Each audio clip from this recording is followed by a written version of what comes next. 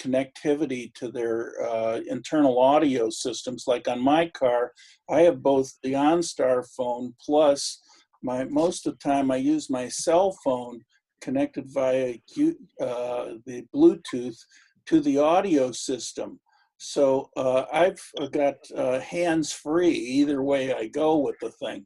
Well, if your cell phone did what you'd like it to do, what would happen, it would prevent hands-free operation of the phone, which, unless they could get around that. They could get around that. I mean, basically, if you can think it, they could do it.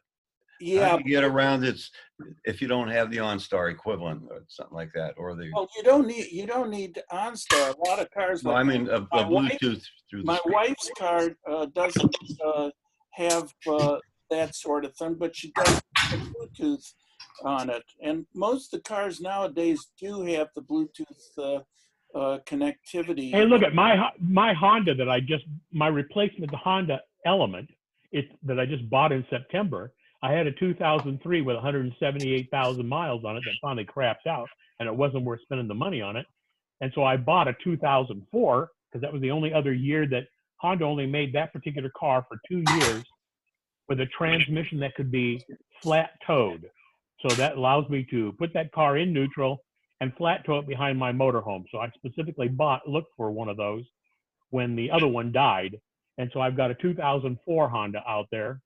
So, I mean, I'm looking at a 16-year-old car as it is because it's more comfortable and it's a sort of a poor man's SUV or whatever it is. It doesn't have Bluetooth. I didn't even know what Bluetooth was back then. What it did have is it had an auxiliary port that I could play my iPod through and play the music and stuff like that through the stereo system. So I've got a magnetic mount that mounts the phone up there on the dash, just adjacent to the stereo system. Of course, it charges and it plays the audio through the stereo system. So if I'm listening to music off the phone, and I've got the GPS and I'm using the maps feature, of course it dims the audio down and tells me to make a right turn at the next signal or whatever the hell it happens to be.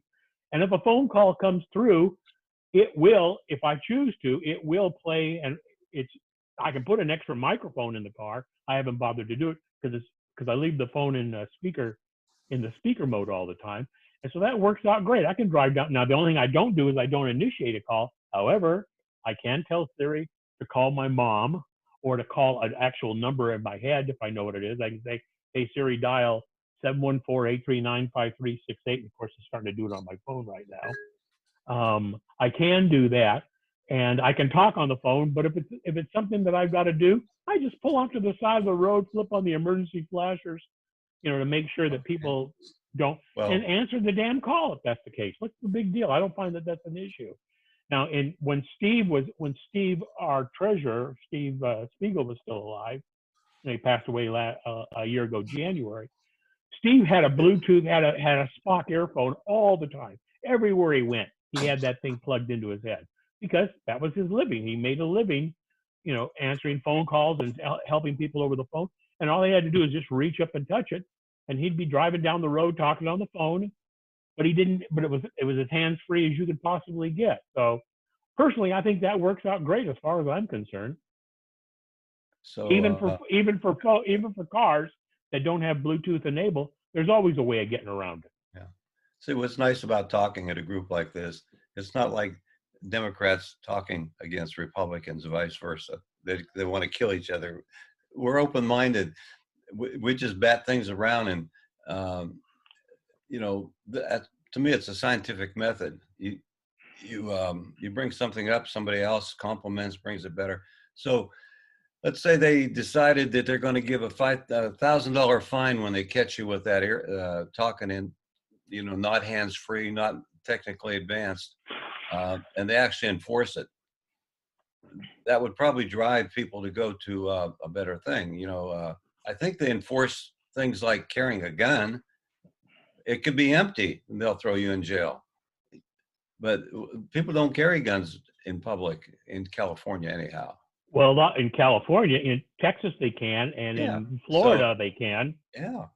And so they don't even enforce. They don't enforce that. They don't even enforce the darkened driver and passenger window in The California. window issue, yeah, I agree. And they can't. Then you can't. That's a good excuse. You can't see the guy with the phone.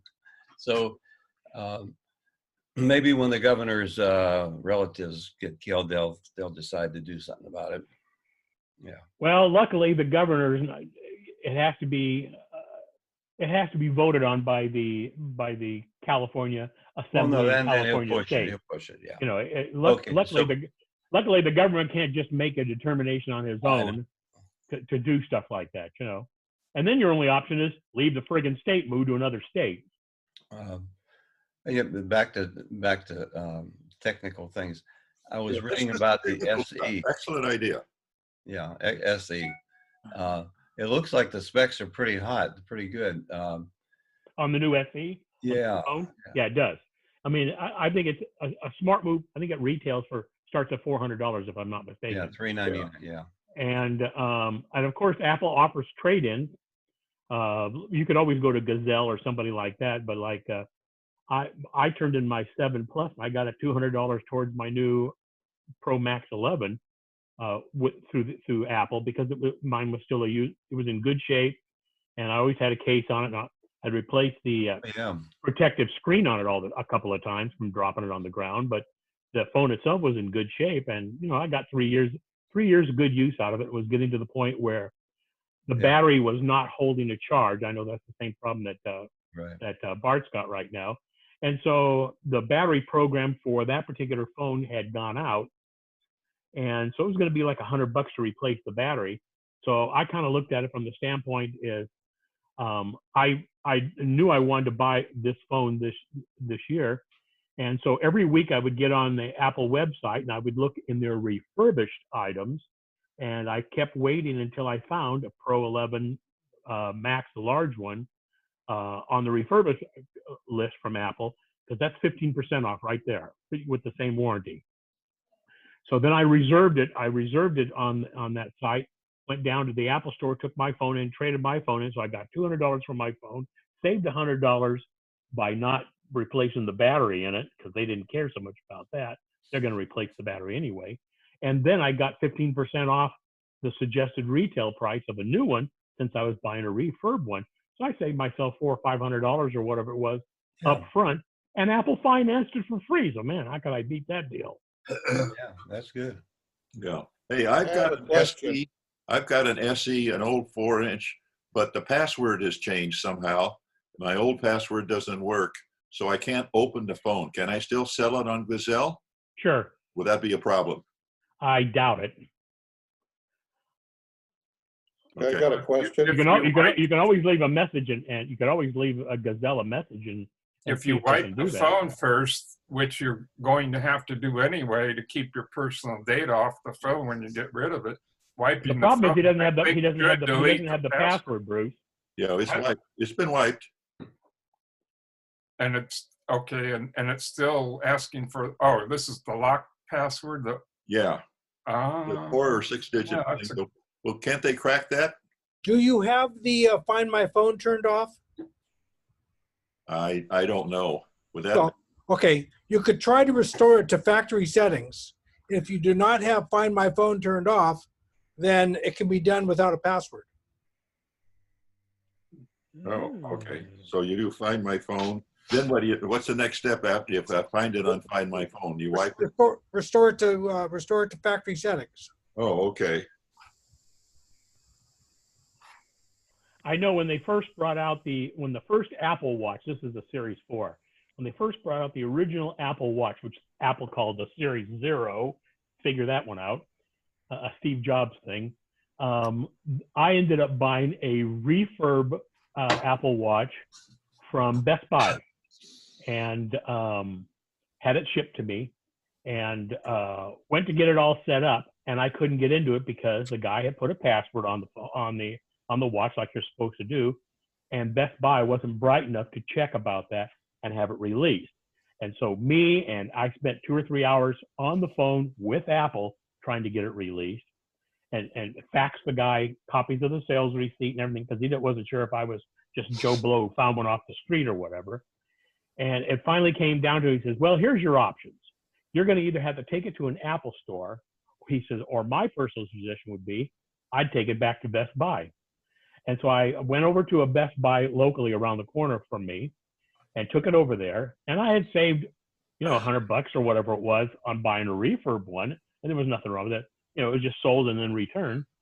And took it into there. And we spent the next 30 minutes or so trying to get it to work. And then finally, the Best Buy guy said, you know what? This isn't worth the effort. I'm just going to go get you a brand new one. And I ended up getting a new one for the same price.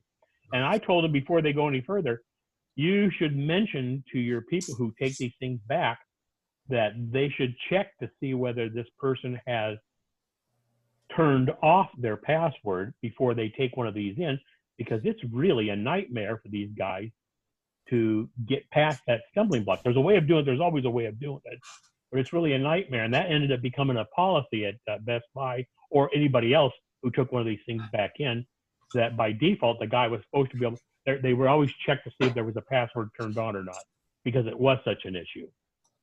But hey, that was a good deal for me, other than the aggravation factor that I had to go through. That's right, because isn't it the case, Robert, that when you reset a phone or an iPad for that matter to factory default settings, the password protection, the lock screen or whatever you call it, is off initially by default, and you have to turn it on, I think, initially. I think you're right. Recognize your fingerprint or whatever, or your face. Isn't that right? Is it off? It's all, well, the item that impedes moving forward is to find my phone. If that's been turned on, then you're restricted. You really are locked out. But if that has been turned off, then anybody can do just about anything with it. They'll just lose all data that's on it. You can't access it. It is as if you found the phone. And that was the beauty of the Find My Phone, is that you can't, somebody who steals your phone could not reformat. Right. But I want to ask you this. If you had been using the Apple Cloud, iCloud, and you had in the setup checked the phone thing, I forgot what it is on there. Wouldn't you be able to recover your phone numbers and everything after you wipe the iPhone? Yeah, that's the whole idea behind it. If you're using the cloud, you're using the cloud regardless. If you give them an email address, you're using the cloud. So the whole idea behind that is you could go to a, if you do have to reset it to factory settings or whatever it is, you can recover it because that data is stored in the cloud. Comment on batteries. Go ahead. Oh, okay. I got the old iPhone 6. I took, the battery went dead and I took it to Apple Store. They replaced it for $49. That was for the battery and service. So happy camper there. Yeah, in my case, because of its age and because it was the Pro one, one of the great bigger ones or whatever, there was no, that deal had already run out for me. I waited too long. So that's why I ended up with the back of I'd get maybe 30, 40 minutes out of a charge. It was horrible. It would show 100%, but its battery life was dead. And so I literally had charging cords everywhere I went. I went from charging cord A to charging cord B to charging cord C because I knew the phone wasn't going to hold up for me. And I was just trying to stretch it out long enough until I found a refurb one available that I could make that as part of the deal. And so I knew I was going to have to do that. I knew for about 5-6 months I was going to have to do that. So it worked out well for me. I got a question. Go for it. I'm running Mojave on my iMac, and I'm also running Quicken 2007. I don't want to lose Quicken 2007, and I've read where you can install Parallels and put Mojave on that, and then go up to Catalina. How does all that work? Works good. There's nothing wrong with it. What do you do? What's the procedure? Well, the first thing you're going to have, obviously you got to buy Parallels.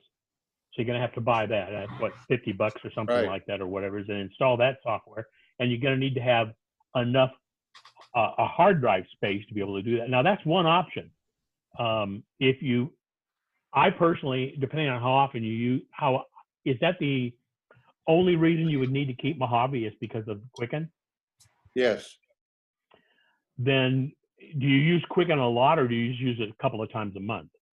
A couple of times a month. I personally when I was in that situation with something like that, where I had to keep an older operating system for a legacy piece of software. Like as an example, I used iWeb for years for when I was doing the club's website, and they stopped supporting it. They just stopped working with like Maverick or whatever it was. So I actually had partitioned a larger drive. Of course, it could have been a third-party drive or an external drive or even a flash drive or whatever it is. But I had partitioned another operating system on that drive, the bare minimum that would, so I think I needed like 25 gigs or whatever it was to be able to have iWeb on there, keep the website information on there, and to have the operating system. And I would just reboot the computer, hold the option key down, and come up, and I'd pick which operating system I wanted to use. I would get whatever I needed to get done in iWeb, reboot the computer, and by default, it would roll back over to the later operating system. I did it that way, but what you're talking about works fine. But if you have no need for parallels, personally, I would end up putting a third-party drive. As cheap as drives are nowadays, I mean, you can buy a 2 terabyte drive for like $50, $60. I'd end up doing it that way to save the money to not buy parallels, just for the convenience. And then I would end up putting Mojave on that particular drive, and put my Quicken software on that particular drive. Whenever I would use it, I would plug that drive in, reboot the computer, hold the option key down, boot to that particular drive, get whatever I needed to get done on Quicken, reboot, and go back to the primary again. If you got enough space on your internal drive, you could partition the drive itself. But if not, as cheap as external drives are, I'd end up doing it that way and save the money rather than buying parallels. I could install Mojave directly on the external drive. Sure, no problem. How large a drive would I need? Well, the operating systems usually are about, I don't know, 12 gigs. That sound about right, Robert? Something like that? Yeah, right. If we're just talking, did you ask how large of a partition or how large of a drive? Either. Well, he just asked about a drive, but I think for what I was doing with iWeb, I set a 25 gig partition, which was plenty big enough for the operating system in iWeb software. Well, okay. Specifically to the question, how big of a drive? You could just go and get the cheapest thing you can get out. The smallest one you can get out there would be probably at least a gig. Yeah, probably at least a gigabyte, right, or 2 gigabytes. I don't think you could buy anything less than 100 gigabytes. Right, 500 gigabyte probably, or 250 gigabyte drive. I mean, whatever it is. At a certain point, it's just like, wow, for another $10, you mean I can double the amount of space? So buying another drive is one answer. Now, I personally have gone through exactly what you're going with, because it was time for me to replace my MacBook Pro. And the new MacBook Pros only come with Catalina. They cannot run Mojave. And I need to run a program that is not yet Catalina ready. So I needed the ability to run Mojave and Catalina. What I did, because I've been a user of Parallels for a long time, it was already there. I didn't have any extra cost. But the difference between running something in Parallels versus in another partition is that you're not having to reboot. I can run an application through Parallels just as if it's any other application. So I can switch back and forth, spend 30 seconds there and then come back, work 5 minutes, jump over there for, a minute and a half, jump over back and forth. And I wouldn't be having that ease of use if I was doing a partition to another operating system. Because the reboot option, etc. So the Parallels option, personally, if you thought you might want to be in and out, is really a pretty foolproof path to go. And there was other intricacies in my world for having to actually, it was far more a bigger deal to have to go to move from computer to computer, and the problems in that kind of transition, then ultimately the difference of running another operating system, having two different operating systems. Because at the moment, I mean, it just, after you run into a problem and you figure out what the answer to that is, it's kind of like a palm slap, kind of, oh my goodness, of course, it's so easy. Transferring all of your files to that other computer, moving them off of the newer version, etc. All these things become such a natural, but in the end, it can be a pretty darn transparent process to run things that are two different operating systems. And I'm still on a daily basis learning some of these transitional issues, but don't look at it as a hesitation to move forward. I did, and there's some things I would maybe suggest to others to think of ahead of time. What was your situation again now? Why you are wanting to run Quicken, but you're also, what is it that's causing you to move forward? Well, I've got Mojave on the computer. I want to go up to Catalina. I like the idea. I like the idea of, I've got a 1 terabyte external drive I'm not using. I'd like to install Mojave on that and then put Quicken on that. How do you go about installing Mojave on the external drive? Well, you download it from Apple, the Apple Store, just like any other item. It downloads, it will end up in your applications folder. And then when you run it, you direct it or point it to that external drive. Okay, so in the process, it gives you the option on which drive to install exactly. it? Yes, yes.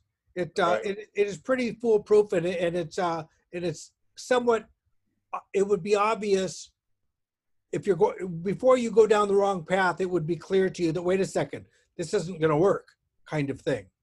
So it's hard to mess up. There's a couple of things, if I could, to remember. One is, I think you may not have seen it before, because when you install the operating system and you have only one drive, I'm not sure if it even gives you the choice as to where to put it. But even if it does, the default's normally the internal hard drive anyway. So Right. you would, when you get to that point in the installer, that's where you would pick your external drive. That's point number one. Number two, be sure before you start that you've formatted that drive correctly ahead of time for the proper Macintosh format. If you're going to put Mojave, I think you could just use Mac OS Extended Journal, the one we've been using for a long time. The newer format that's used with, I think Catalina requires the new APFS file format. I think older versions of the operating system like Mojave will allow you to use it but not require it. So as long as you're putting Mojave on that external drive, I think you can format it or leave it formatted as Mac OS Extended Journal. It's also called HFS Plus. And the way you can check is with that drive connected and running, boot up your computer or whatever operating system you're running, select that drive once it's mounted on your desktop and showing, select it in the Finder and do get info and look on that screen or window. That will tell you what format is on that partition on that drive right now. And if it looks like APFS or Mac OS Extended Journal, you should be fine, unless for some reason you want to change it between those two formats. What you don't want to see is a Windows format like NTFS or FAT32 or unformatted. If it says any of those, then you have to format it first with disk utility. Yeah, I've already Uh, formatted it. Hey, with real quick, OS hang on just a second, real quick. Somebody had some noise going in the background. It was hard to hear Robert. So I manually muted everybody. So you might need to unmute yourself if you want to ask a question. But if somebody's talking and somebody's on the phone or talking to the spouse or something like that, it's really tough for us to be able to hear it. Plus we're recording that as well. So don't be upset if I mute you and I can't tell where the sound's coming from. I might mute you, but you can always click if you want to talk, you can always click down there in the lower left-hand corner where you see the mute button. It'll show a line through it if you are muted, or you can do a Command-Shift-A, and that'll toggle the mute on and off. So just be aware of that. I might do that just so we can make it easier to understand who's doing the talking. Okay, I Sorry, just go want to ahead. make a Or quick maybe- comment on what you're talking about. Okay, when you do run the installer, before you initiate the installation, you can actually go to Utilities and format the drive in Utilities before you do the install, and then you can select that drive. Okay, well, I've got it. It's already set up to OS External Journal. Okay, now if you go to install it, and if it's an SSD drive, it will automatically reformat it to APFS. You know, might be a way to do it without even using an external drive. An SD card has certainly more than enough capacity to put an operating system on, and they're cheap now.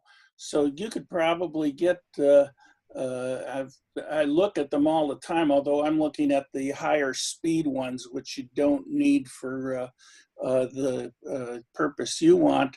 But you can probably, for under $20, get an SD card that's big enough for the operating system. Would that work, Robert? Yeah, sure. Yeah, that would work. It's all a function of Lloyd. It does sound like you're just perfectly fine with switching over and rebooting into a different operating system. Is that correct? Correct. Okay. I do believe. Certainly, you'd have to prove it out. I don't know why it wouldn't work, but setting it as a boot volume. I don't know that I've seen that happen. I don't know why it couldn't. As long as you have a late enough Mac that works that way, because there were some that wouldn't boot to those kind of devices. Lloyd, is this an iMac you're wanting to use it with, or what? Oh, yeah, I have an iMac that's got Mojave on it now. Okay, and does that iMac have an SD card slot on it? Do you know? No, but I've got an external card reader.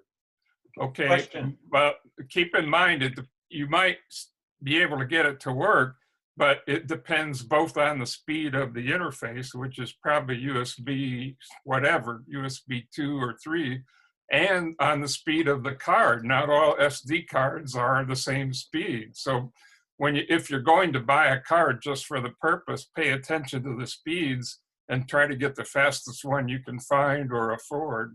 They're not that expensive. I've got this 1 terabyte drive that I thought I'd use. Yeah, or you could just use the drive, but if you get a separate card, then you can use the drive for something else, like backing up your computer or something. I have a question. What's the size of the hard drive in your iMac? 1 terabyte, How much of that is being used at this point? about 35–40%. Okay, are you running on APFS on that drive? Running on what? Are you using HFS Plus or the new APFS? Do you know how the drive is configured for APFS or HFS Plus? I'll tell you in just a minute.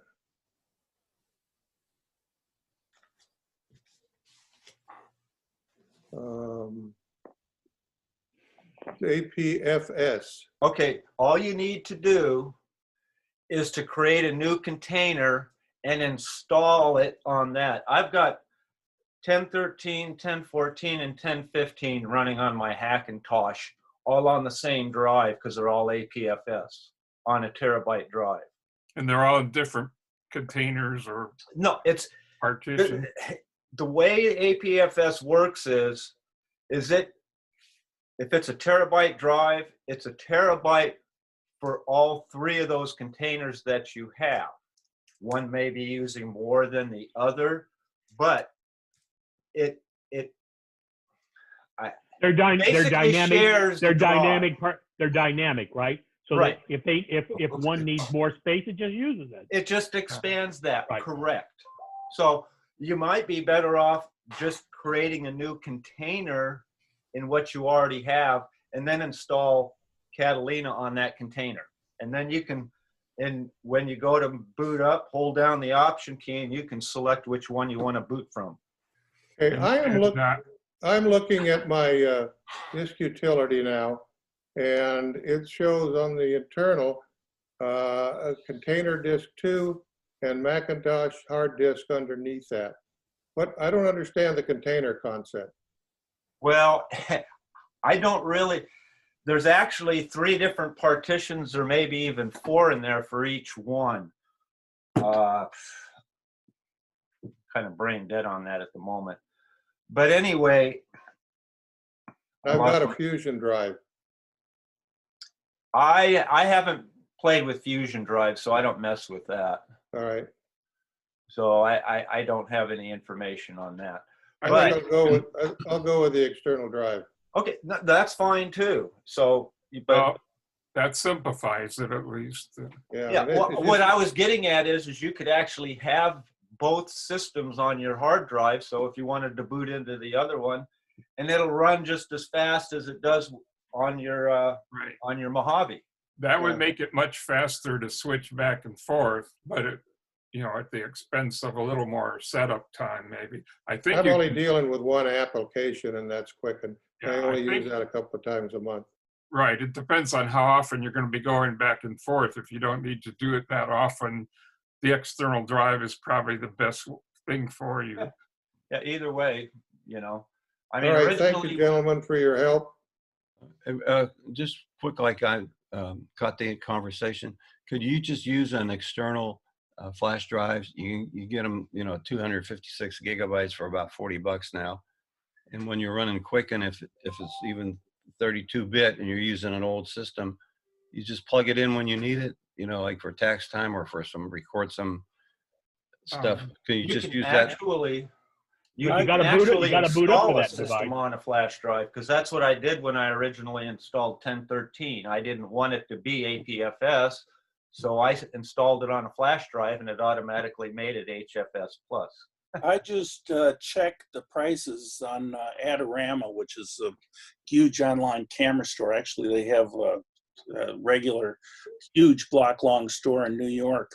And they have Lexar, which is the top brand name, 32 gigabyte SD card for $695 right now. You could order. So if you want to go that route, that would be cheaper than a flash drive of. Well, the other thing is, just like with SD cards, with a USB flash drive, you have to pay attention to the speed if you're going to use it for something like booting an operating system, any operating system, whether it's Mac or any other operating system. The speed matters quite a bit because remember, in the background, there's a swap file going on. When it needs more RAM, it has to swap stuff out to the hard drive. And if that hard drive is on a slow external device, well, guess what? Your system performance is going to go to heck, you know. This one in particular for $695 is, I just rechecked it. It's a 95 gigabit card, which is pretty fast. It's not the fastest. They've got a lot faster now, but it's fast enough that I can use that speed SD card or CF card in my cameras, and it works just fine even for video.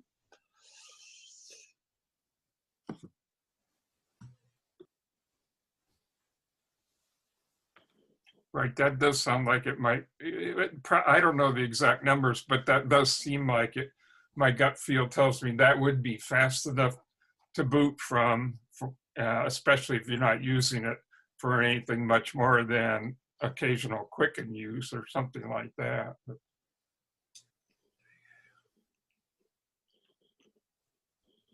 don't everybody talk at once. Anyway, the SSD, or even the flash drives, the USB 3.0 flash drive will run the system halfway decent on USB.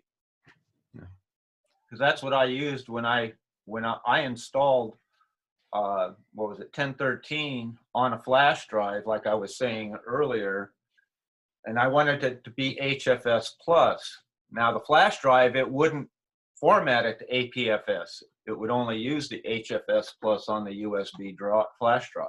So, and that system runs fine on that flash drive. And that was running on USB too. Well, one thing that you can consider, the SD drive, unless you're doing photography or something else where you're using, taking out and putting back SD cards all the time, you can just stick the SD card in there. You're not picking up one of your probably more valuable USB ports, and keep it in there all the time. Yeah, but that makes sense.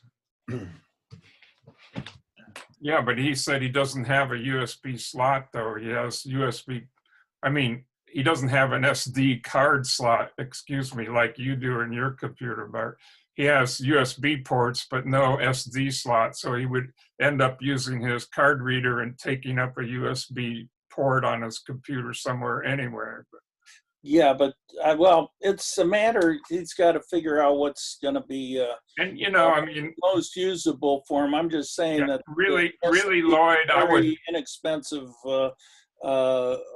probably the cheapest of everything, unless he's going to use his terabyte drive, in which case we're basically spinning our wheels. Well, yeah, I was just going to say, Lloyd, it seems like you've already got the drive. If you're not planning on using it for anything else, why not use it for, your Quicken system, put a new operating system on that drive and boot to it when you need it, The only thing complicated there, we've already talked about, it's not that complicated. The format has to be correct, one of the two main Apple formats. And you have to watch the installer carefully as you're going through, clicking agree on the license agreement, all that stuff.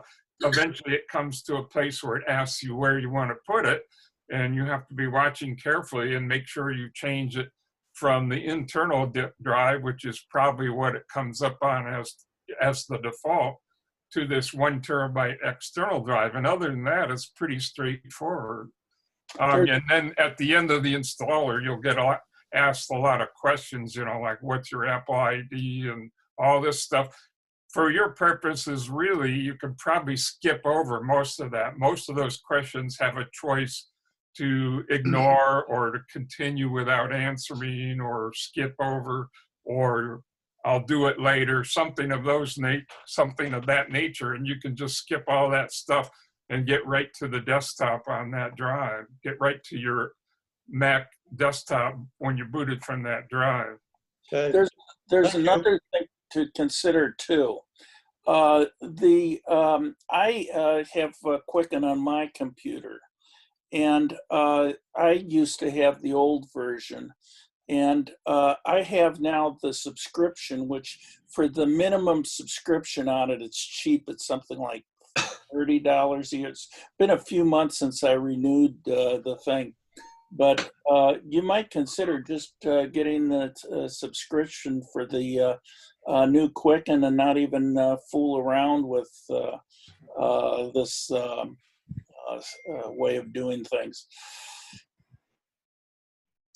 All right, I'll look into that. As far as the cards that are used in cameras and stuff, if you don't have one of those ports on your machine, they do make these little USB things. You can plug the card in and then you plug it into the USB. He already said he has that, Frank. Oh, okay. He held it up and showed us he has a reader for flash cards. I may have been out of the room when he mentioned that. So Yeah, for SD yeah. cards, right, Lloyd? Yeah, I usually use chicken. I usually use, not chicken, Quicken. I usually use Quicken just for a checkbook register and then reporting at the end of the year. Does the new Quicken give you that option, and can you import your old data? I don't know if it can import it from the version that you have, but it's something you can check on their website, check their FAQ page there. I know that the minimal version that I have allows me to do everything except that I do. I don't run a business on it like a lot of users do, but it allows, the only thing that I'd like it to have that it doesn't have is where it can track my stocks, but I have a spreadsheet that I have set up for that. So to me, it's no big deal, but I have several different checkbook registers that I keep on the thing, and it works very well. It even helps me reconcile the checkbooks at the end of the month. Okay, thank you. Right now, I don't think I want to track my stocks. Yeah, zero's easy to track. Well, I'm tracking mine, and I'm losing money at the moment on just about everything. However, I've used the opportunity of this low market to pick up a bunch of stuff that I couldn't have afforded in the past. So the market's going to come back eventually, and when it does, I hopefully will recoup all of the my losses on Carnival. Okay, guys, thank you so much for all of your comments, and I've got a lot to think about now. Now, one thing I should get in a free plug for one of my favorite books is, it's actually a series of books from the folks at the Take Control book publishers, and they have books for upgrading to every major release of the Mac operating system, from the most recent one, which is right now Catalina, going all the way back. And if you're like me and you get a little worried about maybe having a question come up on the screen while you're installing something that you might not know how to answer, this book will answer your questions about that in advance. And it's only, I think, $12.99 or $13 if you had to pay full price even. And sometimes you could get a deal from them. But the one you would want, though, is the one not for the current operating system, but for the operating system you're installing, which is Mojave. So you'd want to take control of upgrading to Mojave and buy it as a PDF or whatever electronic format. It's not available in print form. So what's And the put it title? on whatever computer or your iPad or iPhone if you want to do it that way. Good. Well, can I also make a suggestion, Lloyd? While we were talking here, I just went over to Google and typed in how to install Apple Mojave onto an external drive. And there's YouTube videos, and there's Apple Community, and you can just click on one of those links and print out. If you've got an iPad, you can obviously bring it up on the iPad because you're going to lose your screen when you're working on your Mac, or put it on your phone. But you can also print it out, on your printer or whatever it is. And there's tons of information for doing that, because Apple over the years has gotten a little stubborn about what they will and won't let you do for convenience. I mean, as an example, if by default, if you hold down the Command R to install a new operating system remotely over the internet, it'll default to the current operating system, and it's hard to get back to older ones. But there's always a way of doing it. So Google is your friend most of the time, and if you just type in plain English as much as you possibly can into that Google search term bar, shoot, you'll get a zillion different ways of how to be able to do it for convenience. Yeah. Well, so what was the title of the book he was talking about? It's a series of books called Take Control. Take Control is the series, and the particular one you want is take control of upgrading to, and then blank, fill in the blank with the name of the operating system, the Mac OS you're going to or installing, and that'll be the book. So for him, it would be take control of upgrading to Mojave. But if you're moving to Catalina on your regular Mac and you have Mojave or any of the older ones, you would want take control of upgrading to Catalina. The author is Joe Kissel, Joekissell. And by the way, these books are excellent. And in fact, he just sent out an update a couple of days ago for any of the, they keep a record of all the books that you have, and they'll send out notices whenever they make an update so that you can download a new PDF or an EPUB, or depending on which reader you're using. Right, but that works only if you buy it through their website, Right, that's or correct, that's register correct. it on their website. Right. You could get it other places like Amazon, or I think for a while you could get it from O'Reilly, but I don't think anymore. But anyway, but if you didn't buy it through their website, you could still log in with your account username and password to the Take Control Books site and register a book that you bought somewhere else. Now,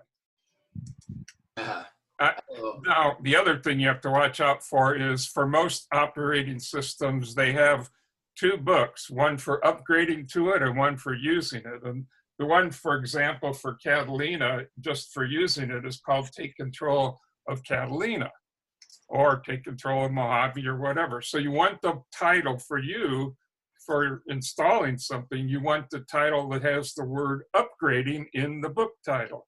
If you just remember that, and remember to get the one for the target operating system. If you're going from an older operating system to a new one on the same machine, you want the book that says upgrading to and the name of the new operating system, not the old one. I just had one other quick thought for Lloyd on what he's trying to do. What system are you running on the Mac right now, Lloyd? Mojave. Mojave? What you want to do is get Carbon Copy Cloner, make a copy of it, and make it bootable. Now you don't have to install it on there because you've already taken your existing system and installed it on there. Now you don't have to worry about installing it because it's on your remote drive. 1 terabyte external drive. The only problem with having two versions, well, it could happen with anything, is you have to be careful. Now if you don't do anything to the contrary, you're going to have your email coming in two different places, possibly, depending on how you get your mail, if it's downloaded to the machine or kept in the cloud. If it's kept in the cloud, you're okay, but if it downloads, it might download to the wrong machine. And there are other problems like that having to do with cloud sync services and some other things. So you have to be a little bit careful about that. But otherwise, what Frank said would work just fine. I've got super duper. Well, that's what I use, is okay. Super Duper, Yeah. and that's what I do to clone all my operating systems, so I have a backup of it. So, I was just making another way to make it a little bit simpler, if you can do that, because it'll automatically make that bootable. Now, you want to install Catalina on the iMac, correct? Right. Okay.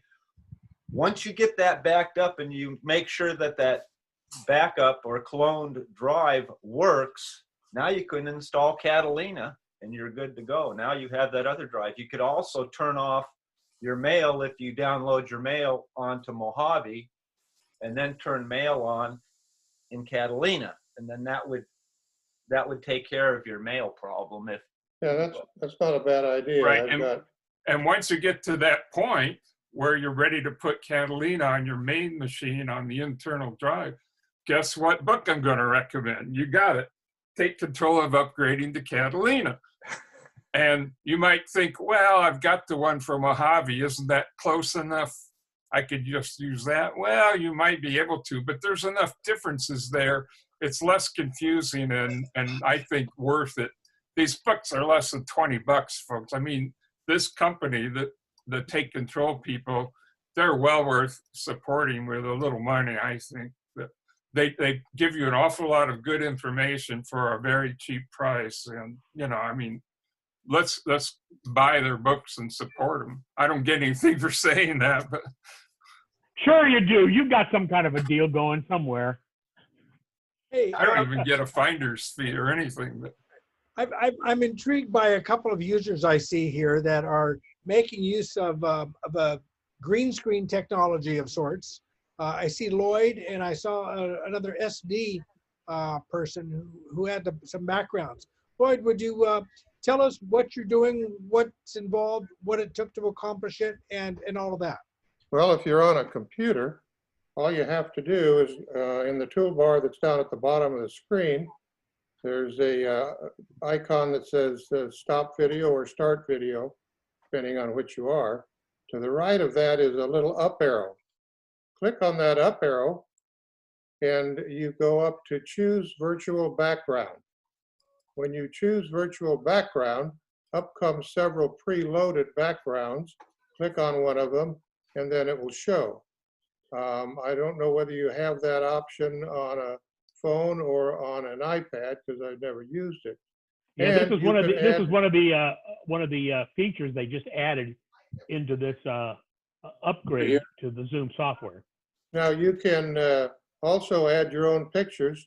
Once you're on that virtual background window, to the right of the words choose virtual background is a little plus sign. Click on the plus sign and navigate to the pictures you want.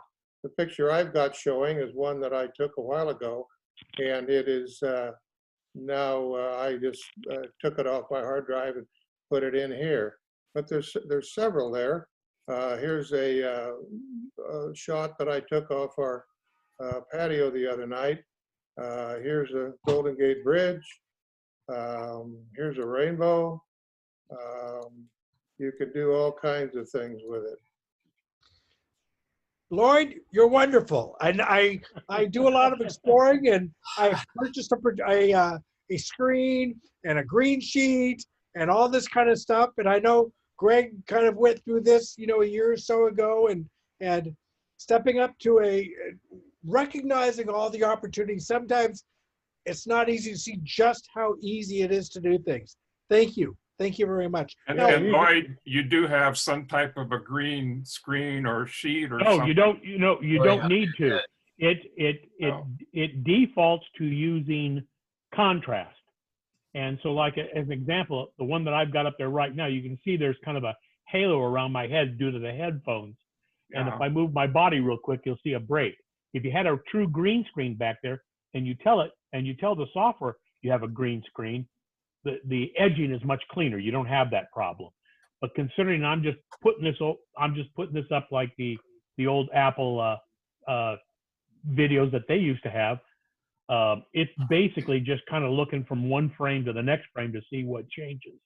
Yeah, I don't have a green screen behind me. See, yeah, that's it. It definitely works better with a true green screen. Right. But it works pretty good without a green screen, which is amazing. it works wonderful without a green screen. I saw the green screen option. I thought, wait a minute, what's it going to do for me? But on you know, that angel glow that you've got, it's a natural for you. I understand why there's a problem with not knowing. Is that all Greg? Well, there's enough of me to go around, so it's not a problem. So. Well, I'm Wonderful. puzzled then. Why is it when I try the green screen on mine, or the virtual background actually, I put in a picture, you see there it is, and it's not working well. I think it may have to do with what type of picture I chose. Your background blends in well with your color tone. Yeah, Let me ask you, must be Bruce. what it Bruce, is. is this the later version of the Zoom software? Is this the upgraded version? I think I have the latest version, unless they just came out with one in the last few days. Well, I they have in the last couple of weeks. They've come out with an update. Well, I If you were- upgraded less than a week ago, so. Oh, so you Yeah, should the be okay. 13th. The 13th is when they did the most recent update. Don't click on I have a green screen on that. Yeah, definitely don't click on that Don't click on that. unless you have a green screen. Right. Yeah, right. There's a separate thing for virtual background and green screen. Yeah. So- don't Well, check. maybe that's Don't the- check that. Bruce, did you have green screen checked a moment ago? Yes. That's Ah. why. Well, But that's if- why it didn't work. But I Uncheck it. can't, here's the thing, if your computer processor isn't up to snuff, which mine is apparently not, it won't let you uncheck that box. If you uncheck or try to uncheck, I have a green screen, I get a message that pops up. Instead of unchecking the box, it pops up a message that says computer does not meet requirements or Oh. doesn't meet requirements. That's Fascinating. exactly I'm what happened. I'm not getting that error. This is a 2012 I'm working on. So Well, it depends on your operating system and the speed or Okay. age of your that makes computer. sense. Very You better run- entertaining. Very You better entertaining. run right, Great run right nugget. out and Thank get you, a new Love. computer. Thank you, Love. So now I know what's going on with mine. I just need a new computer. Yeah. Same with mine. I had the same problem. I'm on a 2008 iMac, so. Now, this is interesting because our FaceTime app can do similar to what Zoom can do with regard to having multiple people. So people on their phones and this and that can all join into a multi-user FaceTime situation. But I guess we lose this particular unique, fantastic kind of feature that is very advantageous for a lot of people. Very nice. Are you still Very watching? nice. Love it. Well, don't you remember they had the Apple a few years back? When they first came out with FaceTime, they had the virtual roller coaster and all that, and all you had to do was hold still for a moment or so for it to recognize, Yeah. to separate the differences between it. So Did that Right. just disappear as a feature? yeah, I don't see it supported anymore. I really don't. Right. Probably because people don't use FaceTime as much because they've had so many problems with it. But I just noticed that Apple has just come out with an updated FaceTime here. They just fixed all kinds of bugs the last few days. So Right, Mm. right. Well, this is wonderful. More news shows that you might watch in our virtual world of isolation. More people should be recognizing this feature now. Certainly, it's a lot better than some of what we see behind some people. Hey, Janine, is that your house in the background there? Uh-oh, her lips are wait a minute, moving. I she's can't probably hear her. she's unmuted. We're not hearing you, Janine. You are unmuted. No, still can't hear you.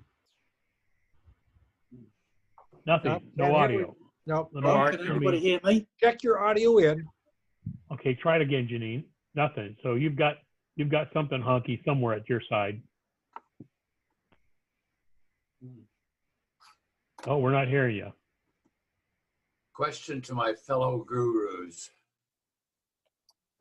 Still not hearing you, Janine. It's at your end. Janine, go to your system preferences, sound preferences, and go to the input settings and make sure you've selected the correct microphone or input device if you have more than one. You know how she has this pained expression on her face. You know how to get to the sound preferences? Go to the Apple. And then there's 3 tabs. There's input, output, and sound effects or something like that. Go to the input tab and make sure the right one is selected in case you have more than one. If there's only one, it'll be on or selected by default. But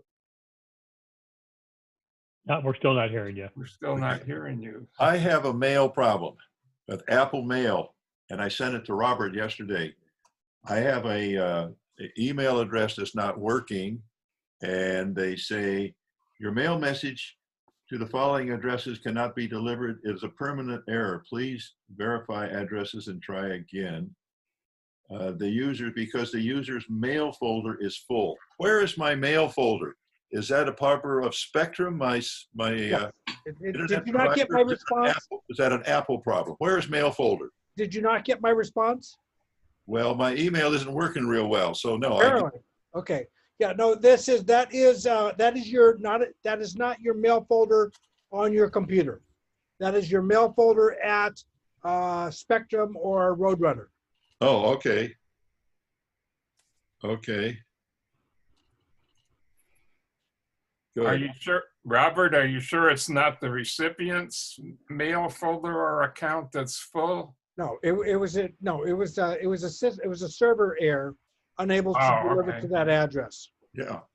And Okay. I have another possibly related problem. when I go on mail and I click, Today we will be going over how to join a Zoom meeting. We've got a couple. Never mind. yeah. Anyway, my incoming mail is constipated. I click on it, it says no messages, and I haven't downloaded it for 2 days. Yet when I go on the webmail site with Spectrum, there's all kinds of stuff coming in on a minute-by-minute basis. So somehow the link between the server in the cloud, Spectrum.net, is there. The stuff is there, but it's not coming down to my client Apple Mail on my computer. So what's the problem there? There's a big latency problem. I have the same problem. Sometimes somebody will send me an email and I don't get it till a day or two later. Yeah. Well, he says no messages, no messages. It's crazy. But I understand that, but for some reason, Apple is not connecting to Spectrum's email server, or there's something going on there that is, that's the only thing I could think of, because sometimes emails come right away and other times somebody will tell me they sent an email and I don't see it till the next day or two. Exactly. Hey, Phil, Yeah. go into your mail program, right? Go into your Apple mail program right now. Yeah. And look I at got the inbox. At the inbox, do you see a number there or a tilde symbol? I have a triangle with an exclamation point in the middle of it, indicating something is wrong. You got an error. Yeah, you got an error of some sort. And if you So hover you over that, You might want to delete the account and reinstall the, Your internet's not account. connected. Oh, crap. Yeah, there's something. Yeah, it's got. I'm connected. Anybody hear me? So what did you say is the possible? Frank Yakin? Delete the account and reinstall it? Well, That's if that's you an hover option. over the triangle, what does it tell you? Hover, let's see. Oh, well. 3 online status. 3 accounts have connection failures and 1 account is offline. Click the indicator next to each account for details. Ah, okay. Get all accounts online. Okay, let's see if we can do that. Just for some general mail troubleshooting advice for Apple's mail app for Philip and everybody, in the mail program, Apple's mail program, on the window menu, there are 2 troubleshooting helps, if you will. One is called Activity or Activity Monitor, and the other is called Connection Doctor. Now, you may not be able to make heads or tails of everything, but sometimes you can get a clue by looking at what's going on in those one or both of those windows. The Activity Monitor is a passive monitor. It just watches all the activity going on between the mail program and the mail server or servers, if you have more than one account, at the other end. Although you can actually click on stop, but otherwise it's mostly just the display of what's going on. On the other hand, the Connection Doctor is a program or a troubleshooting feature in mail that tries to connect to each of your incoming and each of your outgoing mail servers that you have configured in the program one at a time and display what happens. If everything is working with a mail server, you'll get a little green LED after that line, at the beginning of that line. If it's not, for some reason, it'll be red and there'll be a short diagnostic message on the right. And there's a button to click show detail or to click check again, and check again does just what you think. It reruns the check between your computer and the servers. So if everything is working right, every account should have 2 green LEDs on the left, one for the incoming mail and one for the outgoing mail. If there's a problem, you at least narrow it down to one or the other. In the case of Phil's, it looks to me like the problem is on the incoming side. He's having problems receiving mail, although I don't know about his outgoing mail. We haven't really talked about that. But Phil, you could try that and see what help it might be. it can't hurt. You might not learn anything useful, but at least it can't hurt to try. It won't hurt anything. Yeah, I'll look at that. Thank you. Thank you, Bruce. Yeah. Can you hear me now? Yeah, Yeah, what did just you listen do? to her. Hear you now. Okay. What was wrong? good. What was wrong? What was What wrong? was What wrong? did you do? I haven't finished troubleshooting it yet, but I finally just gave up and went to a headset. But I did find something new down on the bottom of the screen, the Zoom screen there. When I clicked on the little up arrow next to the mute system, it came up as selecting I can select a microphone, select a speaker, test them, and things like that. So while I'm interested in figuring out just what went wrong with the others, at least now I can I'll call talk it to back. you. I'll give it to you. Good. Anyway, Oh, he is. And yes, that is the back. The picture behind me is the back of my home as viewed from the river. oh. So if you were there in real life, you'd be looking at the river right now. No, I'd be looking from the river. The river would be behind me. Well, yeah, but as we see you, you're facing away from your house. Yes. So you'd be Yes. facing towards. I'd be the- looking at the river. Yes. Right. That's Right. what I meant. Yeah. Yeah. Now I have a problem, and it probably is not going to be solved here. But if Robert or somebody else would like to help me with it, I'd appreciate it, because it has to do with parallels, and I am about to scream at parallels because I really want to get it going. And I've even tried to contact them to have them call me, and Won't do it. oh, Exasperation. exasperation is a mild word for it. One thing that I would like to point out to people who've never used emulation software before, like Parallels, Parallels Desktop is one, VMware Fusion's another. Those are commercial programs you buy. Sun Oracle has a free one called VirtualBox, but all of them add a certain amount of complexity to your system and to your setup, and it can be a little complex to deal with, especially if you're running Windows in that emulation, in that environment. Now, our friend here, Lloyd, was talking about maybe running another version of the Mac OS. At least you'd be running a familiar face, so to speak. But Janine, are you trying to run Windows in that?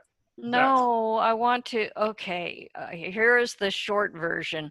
On my old Mac Pro, which is Mojave, it has a lot of the software that I use on there. It's the 32-bit.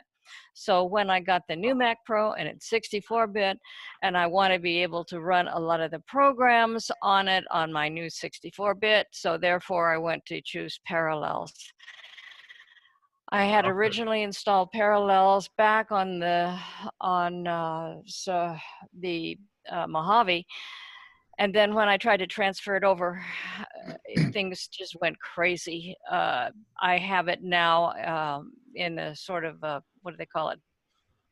Temporary mode, but they don't recognize that I have already paid for it for a year. And Now, the version you're running right now, though, is a 64-bit version of Parallels running on your new Mac? I'm trying to get it to find Mojave to get it. Okay, yes, I'm trying to get. All right, it's a paid-for version, which I have deleted actually back on the old computer. And so I have installed it on the new computer, but it doesn't recognize that it's already paid for. And more than that, I cannot find the operating system for Mojave to put in there. And I have emailed and called them and. Okay, hold on. Sorry. Okay, slow it down. Let's slow it down and take it step by step. You have a new computer. Yes. Have you installed Parallels on that new computer? Yes. Okay. But it came in as it doesn't recognize that I've already paid for it. I understand. But when you start it up, it asks for a serial number. Yes, and You have that serial I number. put in the old serial number and it says this is not valid. Okay, so what version of Parallels was that old serial number? For what version? I don't know. Okay, because I'm imagining you've had multiple versions of Parallels that you've purchased. Yes, And it probably. sounds like you're putting in a version of a different license Yeah, or serial yeah. number. Yeah, a for lot of times, different yeah. version of Parallels. Yeah, that's exactly what it sounds like, Robert, because a lot of software, when they bring out a new version of the software, they give you a totally brand new serial number. Correct, correct. And so if you don't have, what I do, and you know, is every time I purchase something, in my contacts application, for Parallels, I'll put, you know, version 12, and I'll paste the serial number. All of my serial numbers are there. So if you don't have a record for, what version of Parallels are you running? Do you know at the moment? I have to check it. The current version that they offer is 15. Just a minute. Hold on. Options. Show and Finder. Okay, Parallels here. Application. Do you know? Okay, version is 15.1.3. Okay, so that's the a most current recent version. That is the most current version. So now you have to find the key that is appropriate for version 15. Now, if you have purchased the last, did you download that from their website? Or Yes. Did you have it? Yes, I downloaded it from their website. Okay. Now, okay, so you effectively downloaded a working trial version that, Yes. that when the trial runs out, you have to put in the correct serial number for that version to become active. Correct. The key that you have, I'm going to presume, is It's for an a older version 14 or 13 or 12. So what you may need to go is back to the Parallels website and purchase a upgrade key, which is a much smaller amount than a full purchase. Right. That upgrade key, and then that will legitimatize your version 15 of Parallels. All right, but let me ask you a question then, because this whole process started 2 months ago. So why should I have to buy an upgrade key? Actually, I don't even know what version of the Parallels that I had on my old machine, because you don't still have that old machine to be able to boot up and look at it? I just deleted the app because I thought maybe regardless of how long you've been going through this or whatever else. 2 months. It is clear that whenever you last purchased your Parallels, how long ago did you purchase your Parallels? 2 months. Okay, whenever you purchased it, it would seem that key, well, if you have that key, you can go back to Parallels and say, here's my key. I'm thinking it's for version 15. Is it correct, or do I need a newer one? And all right, hang on a second, Robert. I just found on their frequently asked questions, how do I receive my no charge upgrade for Parallels Desktop 15? Right, so if you've recently purchased it. Yeah, so go back to that website. Yeah, if you go to the Parallels website, there's an option there's a search option up there, and I put in the word upgrade. Okay. And about the third entry down, it says, how do I receive my no charge upgrade key for Parallels Desktop 15? Okay, I'll do that. So it sounds to me like you upgraded Parallels within the right time frame, but you had a key for the older version. Okay, yeah, that makes sense. Sounds like. That makes sense. Yeah, okay. And then I'll give that a whirl. And then your next challenge is going to be to, once that is legitimate, you have a working PVS file, a Parallels virtual machine file. Do you have that? I don't know.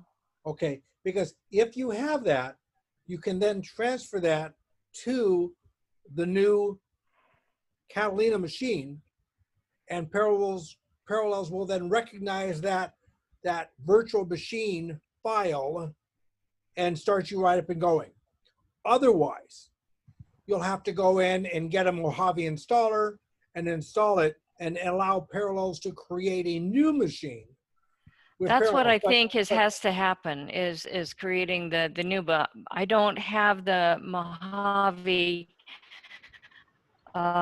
install Right. And that's where I'm section. hoping. Hold on a second. That just a since you had minute. Parallels previously working,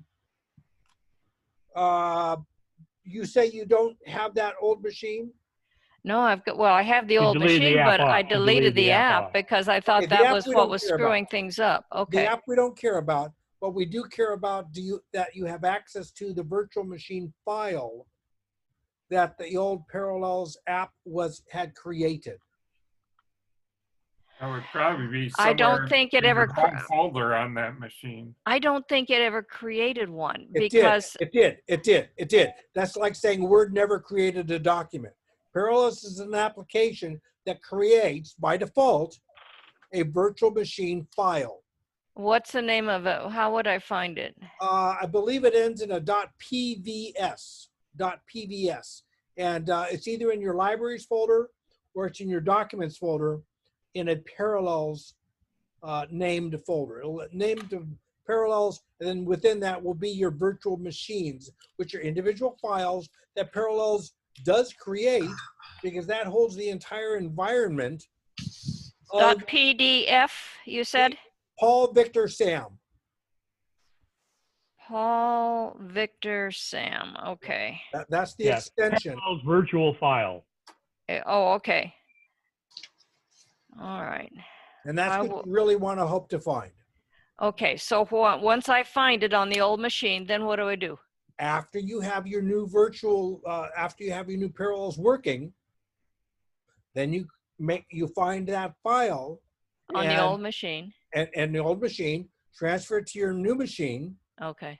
And then tell your new Parallels to open that file, because that file is your virtual machine that has everything that it previously did in it that was working for you. Okay, I will try it. I'll give it a whirl. Yeah, after you have been through it all, it kind of all makes sense. It's kind of like, oh yeah, that makes sense. I get it. So yeah, it'll be a bit of work, but it distinctly can make life. At least it gives me a way forward to work on this. Correct. Yeah, right. if that search option that I said, if you click on its header, it takes you another page in, and the next page in, a couple of pages in, I should say, you eventually get to what's called the Parallels Desktop for Mac Tech Guarantee 2019, and it says customers who purchased and registered a copy of Parallels Desktop 14 for Mac from the Parallels online store or an authorized reseller on or after August 1st, 2019 through October 31st, 2019 are eligible for an upgrade to the next version of Parallels Desktop for Mac at no charge, subject to certain conditions. And then it breaks it out as you're going down the list. So it says the following Parallels Desktop 14 for Mac products qualify for the tech guarantee if you had a Parallels Desktop for a full version or an upgrade or a student license or an OEM. So, and how do I receive my upgrade key? And so there's an actual option in there to be able to do it. Okay. All right. Thank you. So hopefully that'll work. Hopefully that'll work. I don't have a current version of Parallels on mine to be able to test that. So. Yeah. Hi. Could I ask a quick question? Okay. Sure. You just did. Okay. I want to buy, or probably buy, to get a very good version that's simple to get rid of duplicate videos and pictures. I've got about 40 gigabytes that I've collected for about the past 15 years. They show up nicely on a 2 terabyte drive. They're in sequence. They go by date, and some have 4 of the same picture. Some have 3. Some have 2. That 40 could be cut down probably to 16 or 17. And I don't want to go through manually because I can't hardly see them that well. Does somebody have a name of a good program that they've used? It's a piece of cake. It's not that bad to use. Well, for pictures, and I'm trying to remember who it's made by. I just got an email from from Brought2, I think it is, called Duplicate duplicate annihilator. Okay, I'm writing that down. And what about in fact, I videos? Be the same thing? Now, that's a good question. I don't know if the videos are within the photos library, it'll Yeah, probably photos. work. Okay, Everything. if it's in the photos library, it'll probably work. Now, what's Philly, the- go ahead. What is the criteria you're using to determine that something's a duplicate? Is this an exact duplicate file? I understand what you're saying. Did I modify them or anything else? If I modified them and I have an original and a modified, I'll keep them both. Well, You know, but I don't know. when you want to get rid of one, do you have an identical copy of it that you're Well, I'm not sure exactly. Yeah, that happens a lot. I like the Photos app, but the Photos app screws up a lot. And in the course of things, I was doing this the other day. I was looking through these and I was looking at it, and in the same listing, I mean, obviously the same photo will be in multiple albums, but it should only be one copy of the photo. And so I would come up and I would see 3 or 4 versions of the photo. So I ended up doing a get info. I'd leave that feature on, and I would select version 1, and then I'd select version 2. And if I saw that they were the exact same size and date, I would trash one of those versions. And but if you want to do an automated find duplicate. Well, the way the photos they brought to duplicate annihilator works, it looks for exact versions. So if you've made any kind of if you put the photo in there, you know, you've imported the photo for whatever reason, by mistake, 2 or 3 times. Somebody sent you an email and said, oh, I want to add that to my photos library. I finally got smart to where I also keep multiple libraries. But you may import the photo 3 or 4 times without realizing it because it came from somebody else or from somewhere else. And so, but it only will match up exact duplicates. Greg? And it's like $15, $20, something like that. Go ahead. Greg, when you say exact duplicates, are you talking about a program where it looks at the file size and matches exact size, file date, or where it also looks at the metadata to see if if one has different edits than the other, and you know, because you could have a situation, of course, where the file sizes are equal and yet they're different. Yes, of course. It looks at both the metadata and the file size. Well, the file size is part of the metadata. So Duplicate Annihilator looks for exact duplicates. You with me? So there wouldn't be any chance of accidentally eliminating a one-of-a-kind no, type thing. Not unless you've done something by. Now, I'll be honest with you. I back everything up. So of course, what happens is Duplicator Annihilator. It just puts them all together in a folder. You still have to manually go through and delete them. But it just shows them. Okay. It's not automatic? It doesn't do it automatically. No, it Yeah. just brings them.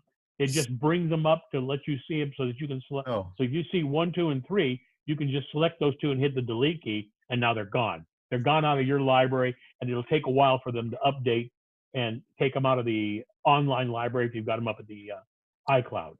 Yeah, I've tried several of those different programs and not happy with any of them. And my problem is that I have well over 100,000, maybe even 200,000 photo files, and you know, going through those is you know, ridiculous, and the cost of hard drives you know, make it so that, and the size of hard drives make it so that in the end I just don't erase stuff. I just end up keeping it. Well, again, I'll do the same thing. I'll make a specific copy onto another drive in case I screw something up really good, because I've got a good 50, 60,000 photos too with no problem. But Mike, it works. It really works good. You can get a 2-week free trial. It's from Bratoo, BRATOO software, or you can just type in Duplicate Annihilator. It'll find it. There's another one that I have used for duplicates and other things. I don't think it's quite as inexpensive as Duplicate Annihilator, but that's probably because it does more than, it has other capabilities, but it has a duplicate finding function. It's called Power Photos. I think they changed the name somewhere along the line, so some of you might know it by a different name, but it's spelled capital P-O-W-E-R, capital P-H-O-T-O-S, all one word with 2 capital P's and the rest lowercase.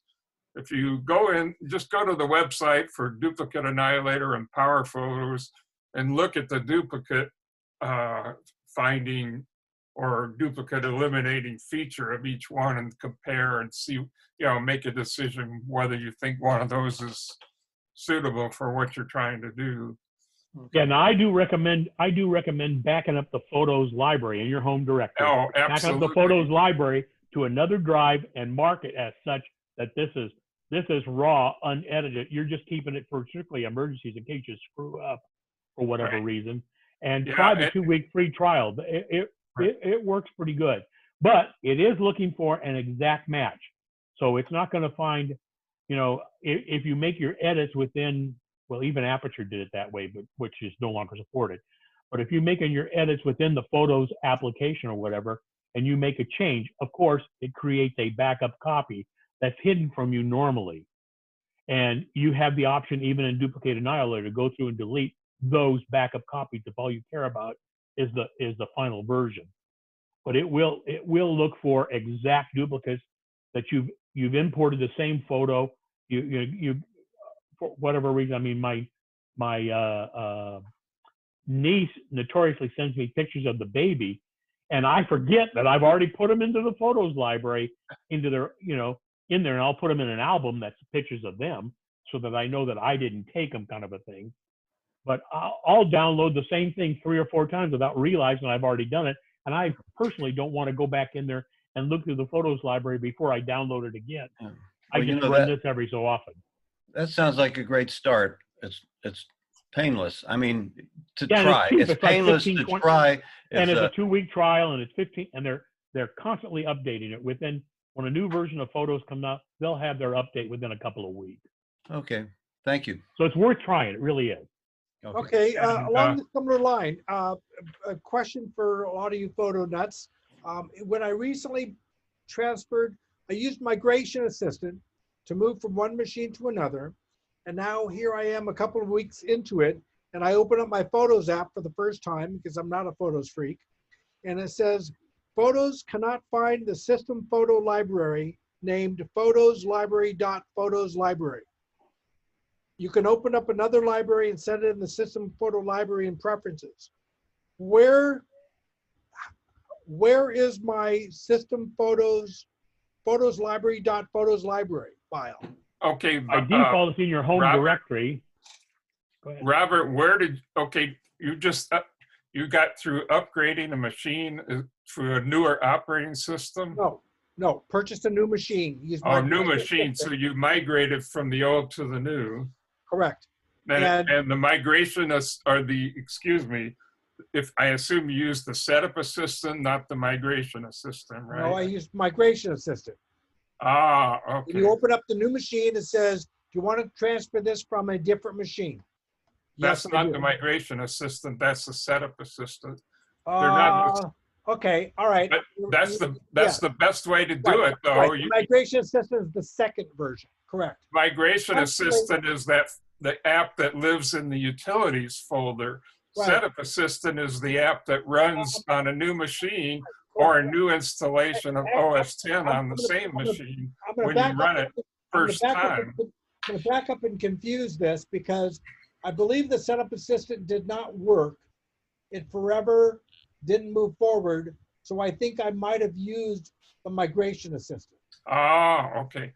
I'm not sure if that matters, but the problem with Migration Assistant, well, one problem anyway, is it doesn't merge accounts. So if you had two different accounts with the same name on the new and old machine, it cannot merge them because it doesn't know how to do that. And it will complain about it and ask you to pick a new Right. I username. get that.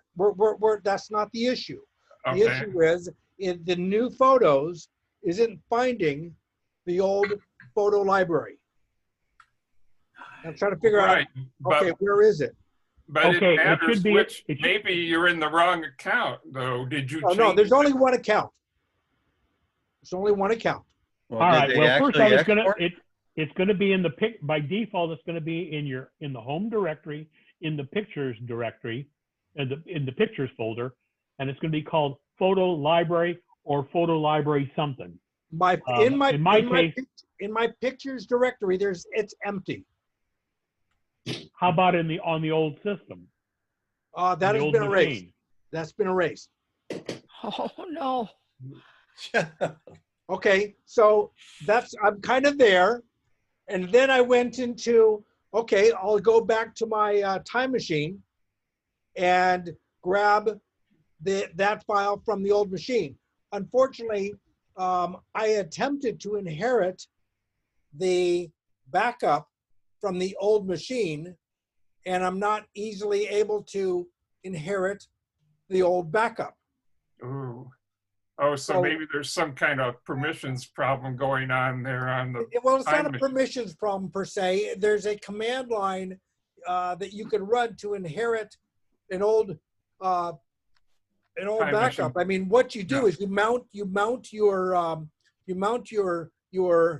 external drive, and then you can see your file that Time Machine's been using, and then you can run a utility command to associate that old sparse bundle. You can associate the sparse bundle with Time Machine, but that one it doesn't seem to be working there either. Because it shows me I have a sparse bundle for the new machine and a sparse bundle for the old machine. And the old sparse bundle is dated, a week or so ago, which is approximately correct. So I'm trying to figure out, so I guess I'm at the point that, does anybody know what the easy, I've yet to, obviously, in my world, I should be able to fix this. I'm just looking to see, has anybody had a problem associating an old sparse bundle with a new computer for Time Machine to make use of it? Yeah, I did, and I can't remember what the hell I did to fix it.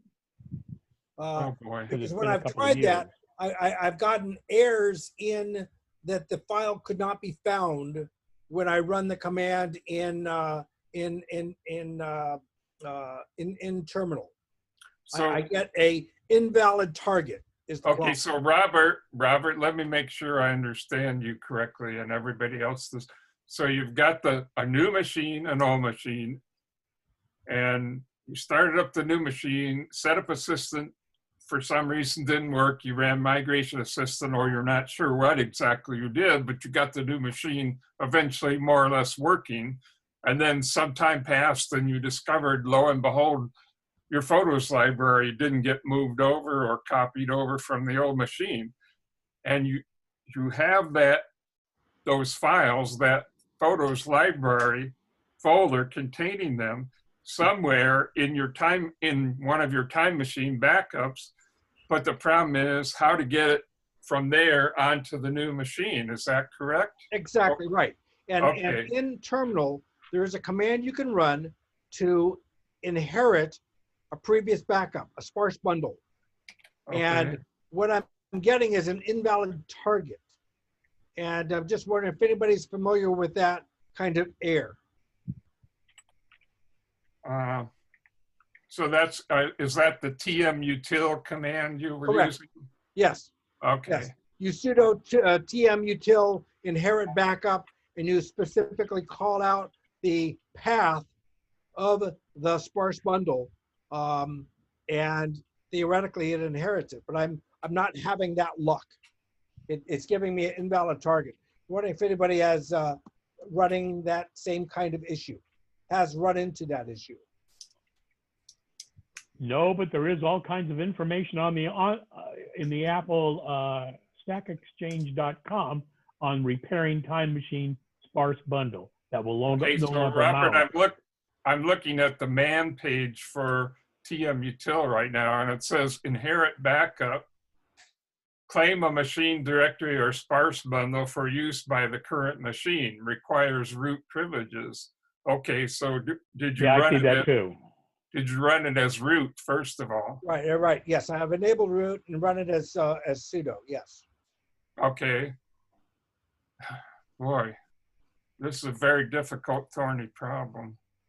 Right. Okay. Well, if you haven't been there, then you probably haven't caught up with the problem. So I'll work it through, and There's lots of Google stuff about sparse bundle error issues. Here's something, Robert, in the description for under the verb or command option, inherit backup.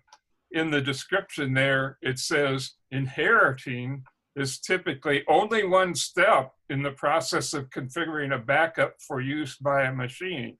You may also need to use set destination, associate disk, or both, depending on the situation. So maybe you might have to look at the man pages for set destination and inherit disk, or for the verbs. I'm not sure if those are commands or verbs to the TM Util command, but you might have to look at the description in the man pages for those and see if you haven't done that, maybe you need to. And what happened when you tried to restore the time machine backup? Did you get an error or something? No, it doesn't recognize. It doesn't even recognize it as a time machine backup. Well, it doesn't associate that time machine with this one, so it can't recognize that to look into it. So attempting to inherit the backup continually gives me an invalid target. Okay, there is a time machine not recognizing sparse bundle. Right, correct. There is a whole section on that in Google. Right, and it probably talks about the TM Util, inherit backup, sparse bundle, command. Associate disk or whatever the other one was. And it is. Well, this goes back all the way back to 2010. Okay, and I mean, I run that, and it asks me for my password. I put in the password, and then it goes to run it, and then it says, oh, invalid target.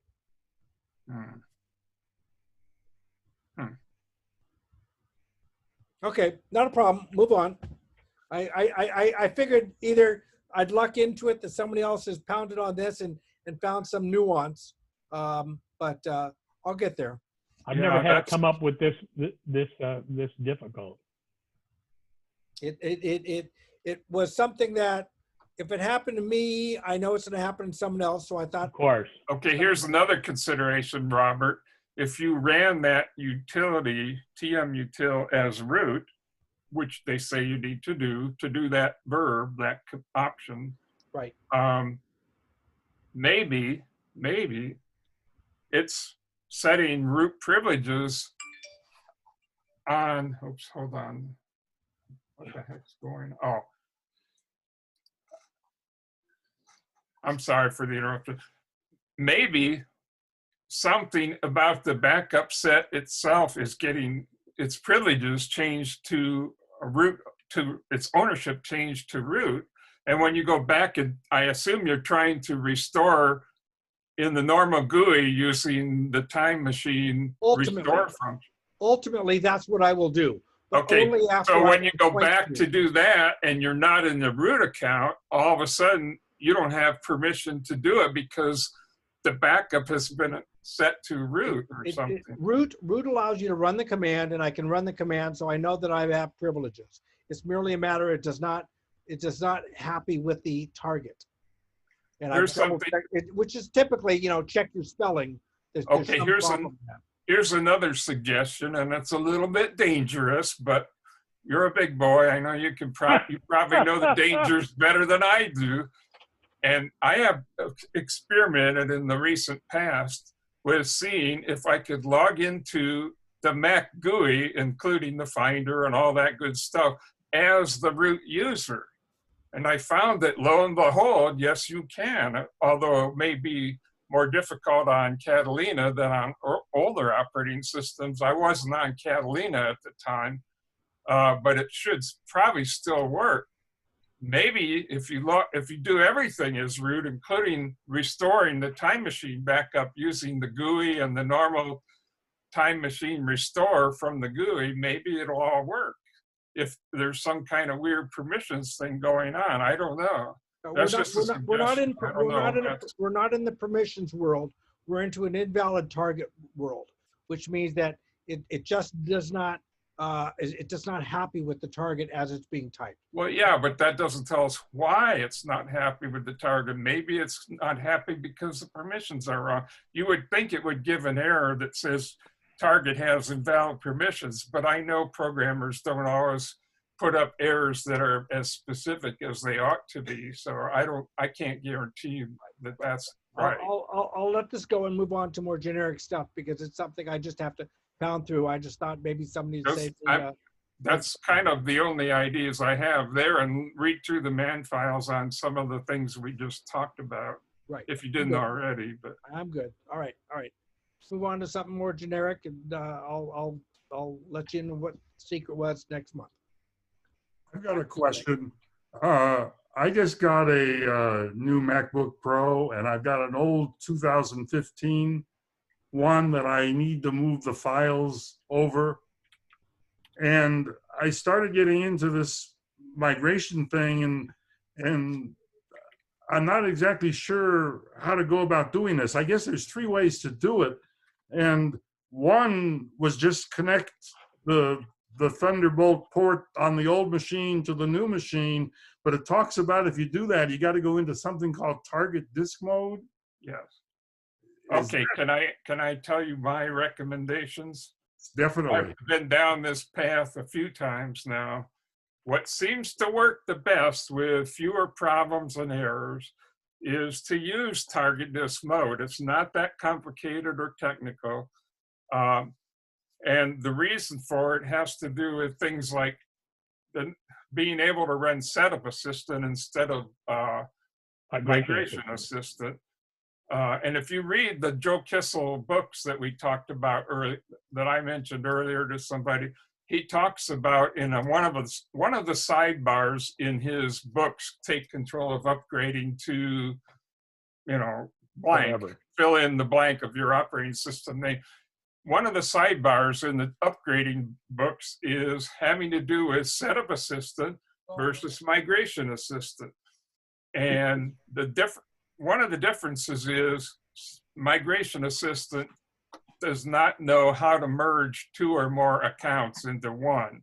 It will make new accounts and require you to put in new names, and you can do that, and everything will end up there. But the problem is then you have 2 accounts, and then it will move your old account and all its stuff over, and you'll have the new account too. But when you get done, you'll have 2 different accounts for your normal account with slightly different usernames. And some of your stuff will be in one and most of it will be in the other one. And there's no easy way to merge that short of going to manual. Well, here's the real problem, Bruce. The real problem is when you do an install and you run the process complete, you're effectively doing that as a super user.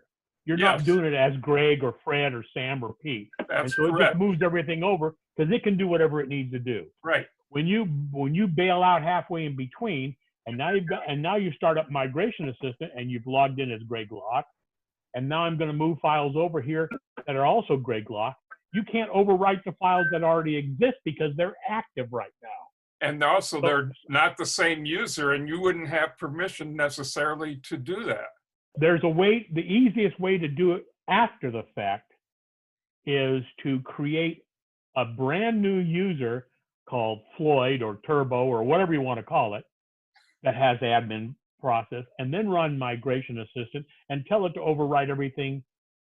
Tell it to overwrite. It can now overwrite the old Greg Locke, the new Greg Locke files with the old Greg Locke files, because you're logged in as somebody else and those files are no longer marked as being active. And then once you've got that all done, you can log out as whatever your temporary login was and log back in as Greg Locke and trash the old temporary login. Yeah, that right, process will work.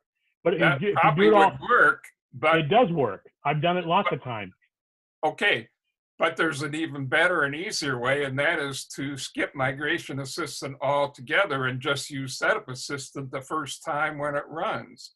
Which is Well, that's all true, well but and fine, except you when it can't doesn't. always do you can't always do that because you might be moving the files to something that the system's not letting you get to. Right. I- You might not now, have. You might not Okay, have. so wait a minute. Let's just help Larry with his problem here first. Okay, Larry, you're going to are you moving to a new machine or upgrading an I'm existing moving one? to a new machine. I'm moving from that 2015 machine. So here's to a what brand you new do. machine. You get the new machine, resist the temptation to turn on and play with the new toy until you're really ready to do this, okay? Well, I made that mistake already. Okay, we all well, have. then I wanted We've to- all made play that around mistake at one that. time or another. I Okay, set up a dummy account on the new machine just to be able to play with it. okay.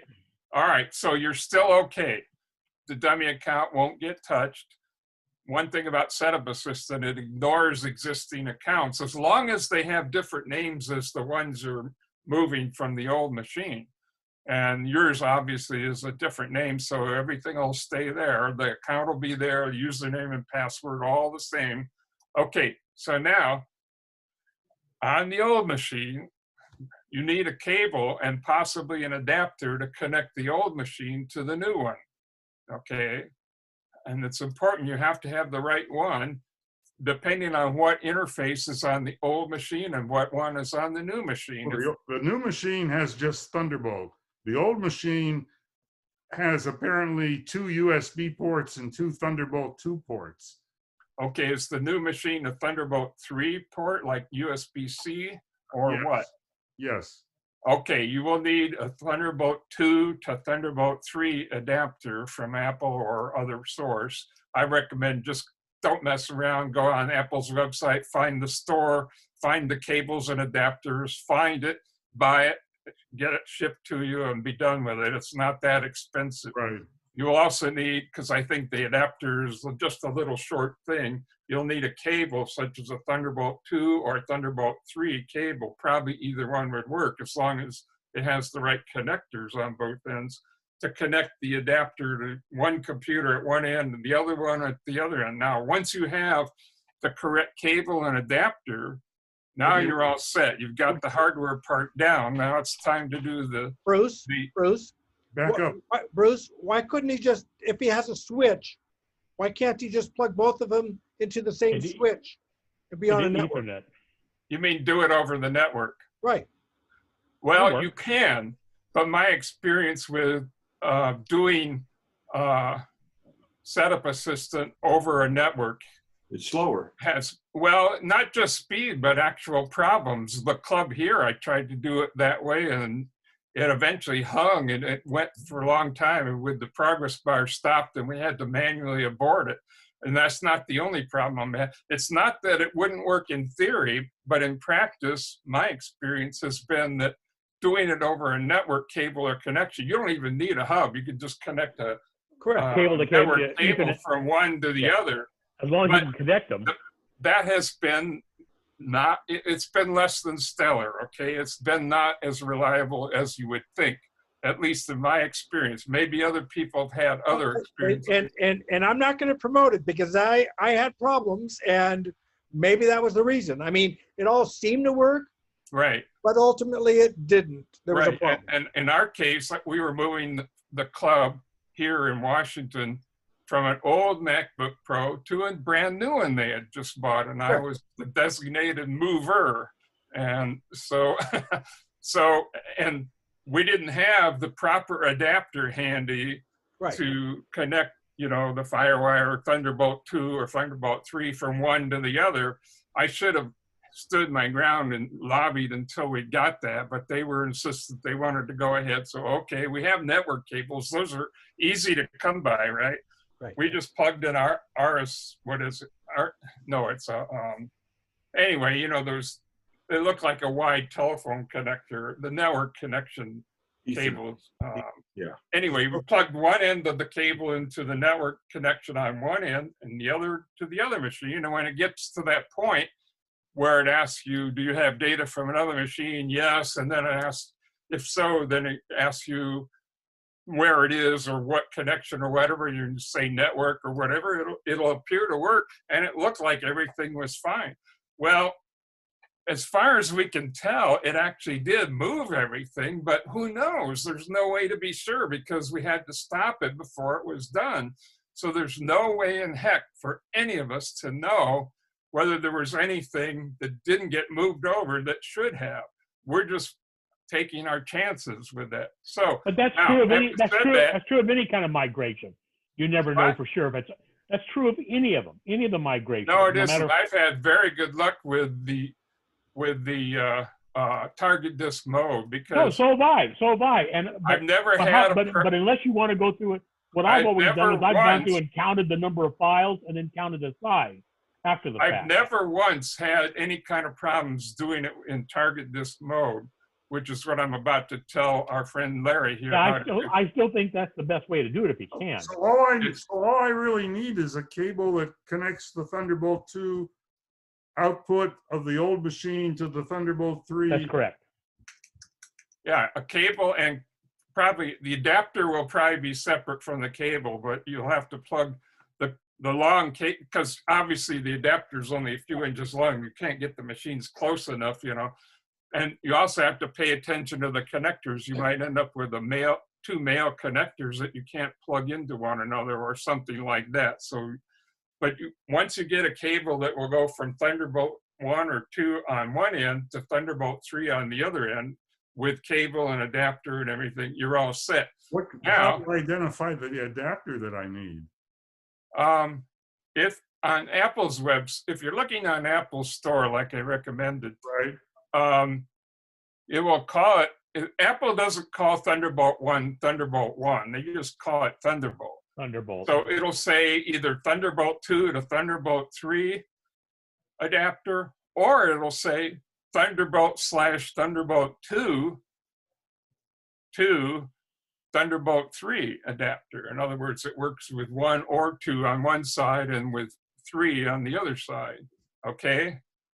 So what you need is to go from Thunderbolt 3 to Thunderbolt 1 and or 2. See, the problem with Thunderbolt 3 is it uses a different style electrical connector. The interface is different too, but Thunderbolt 1 and 2 are basically the same interface, same electrical connector, but different speeds. The only difference really, I think, is the speeds. It's like going from USB 1.1 to 2 to 3. The wiring and cables are the same, but the speed is different, okay? Brian, I realize that when I look at the connectors on the two machines, they don't look the same. Right.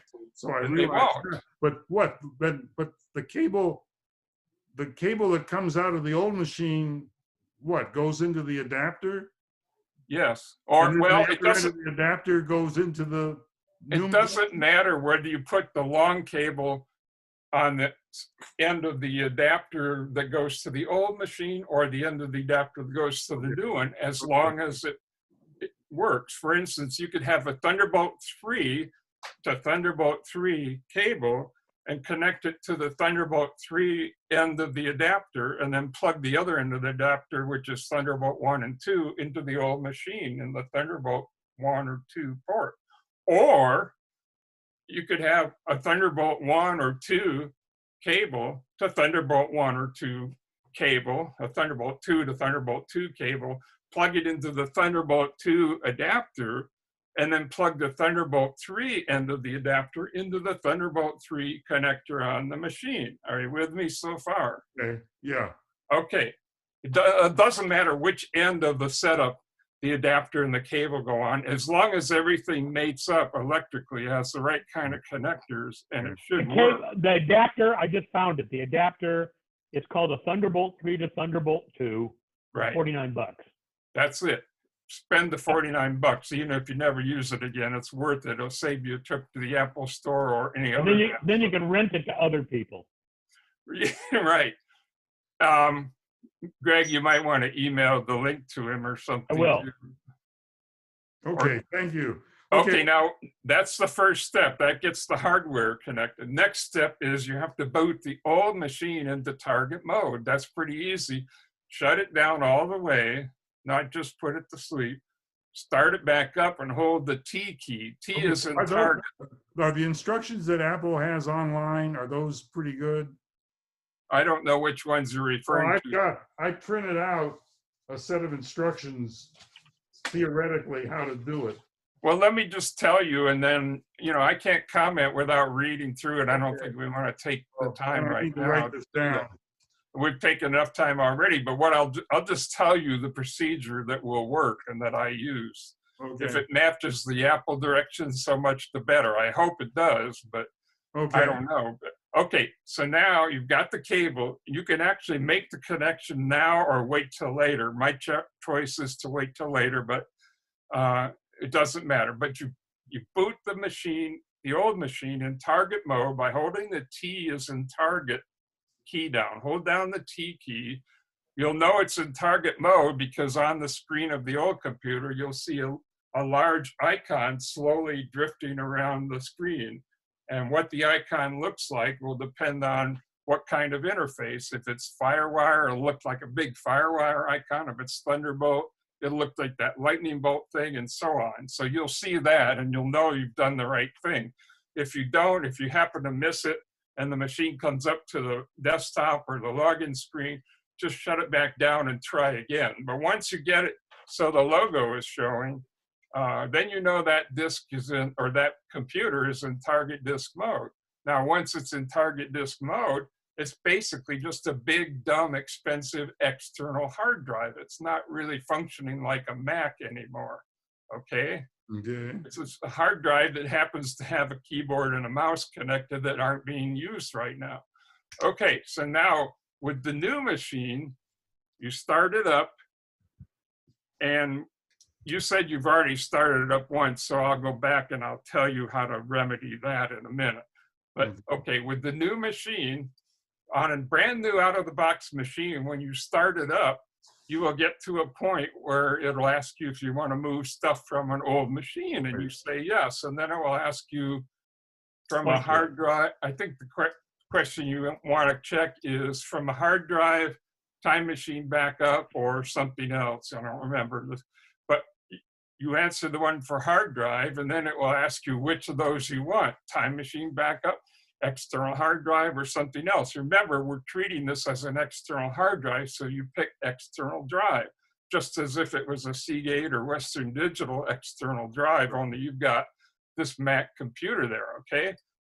So you pick that, and it should from there run. Basically, you should know what to do from that point, and it should be mostly self-explanatory. What I haven't said is in the book. Get the book. If you haven't already gotten one of Kissel's books for, is it Catalina on your new machine? Catalina's on the new machine. Okay, right. take control of upgrading to Catalina and the Larry, adapter. Get those hang two on, things hang on, Bruce. first before Larry, you check even try Larry, to check your email, see if you got that from me. before you even try to go any farther with moving from the old to the new machine. Get that book and get that adapter, and if you need it, get a cable to go between the two machines to use with the adapter. Get all that stuff and then proceed. But if you look in the book, you'll see a lot of what I'm telling you is in there, but not everything. Okay. Okay, so once you get to that point, it's pretty straightforward. You go through and it'll move everything. It'll maintain all your old user accounts that were on the old machine. It'll copy that over to the new one. The login username and password for each of those accounts on the new machine will be the same as it was for the same account on the old machine, and all the contents of the home folder and everything else will be there. If you made another account that's not on the old machine, which you said you made a test account to play around in, Greg likes to call his Floyd R Turbo or something like that. But anyway, if you made a test account or a Floyd account or something, that will not be touched. It'll just leave it there and add the other accounts to what's already there. And the accounts on both machines can have the same names. Yes. I'm sorry, say that again? Yes. What was the accounts on question? Both machines can have the same names. Yes, Same yes. account on both machines, yeah. Right, if you had an account called Larry on the old machine, you'll have that same account Larry on the new one. and the passwords will both be the same, and whatever data was in the old one will now be on the new one. And Well, the same with should I have already set up those old those accounts? you don't need to do anything with the old ones, really. So on the new machine, if I already set up those accounts, I really should delete them. Yes. Well, what account did you set Why up? not? Well, I set up the same accounts on the new machine. Oh, okay. I thought you had just one test account. No, I set up actually extra. I set up the old accounts again. I haven't used them. Okay, well, if you're sure, if you're very, very sure you haven't put anything into any of those new accounts that you don't want, yes, you should delete them. And when you delete an account, it asks if you want to delete the home folder along with it, or just delete the account and leave the old home folder. Make sure you delete the old home folder too, because you want to start over as far as those old accounts. Now, if you have a new account with a name that isn't duplicated on the old machine, you could leave that or delete it. It's up to you. I want to leave that test account. Okay, you could leave that and leave its home folder, and it won't hurt anything. Okay. It'll just, go along for the ride. It'll be there when you get all done.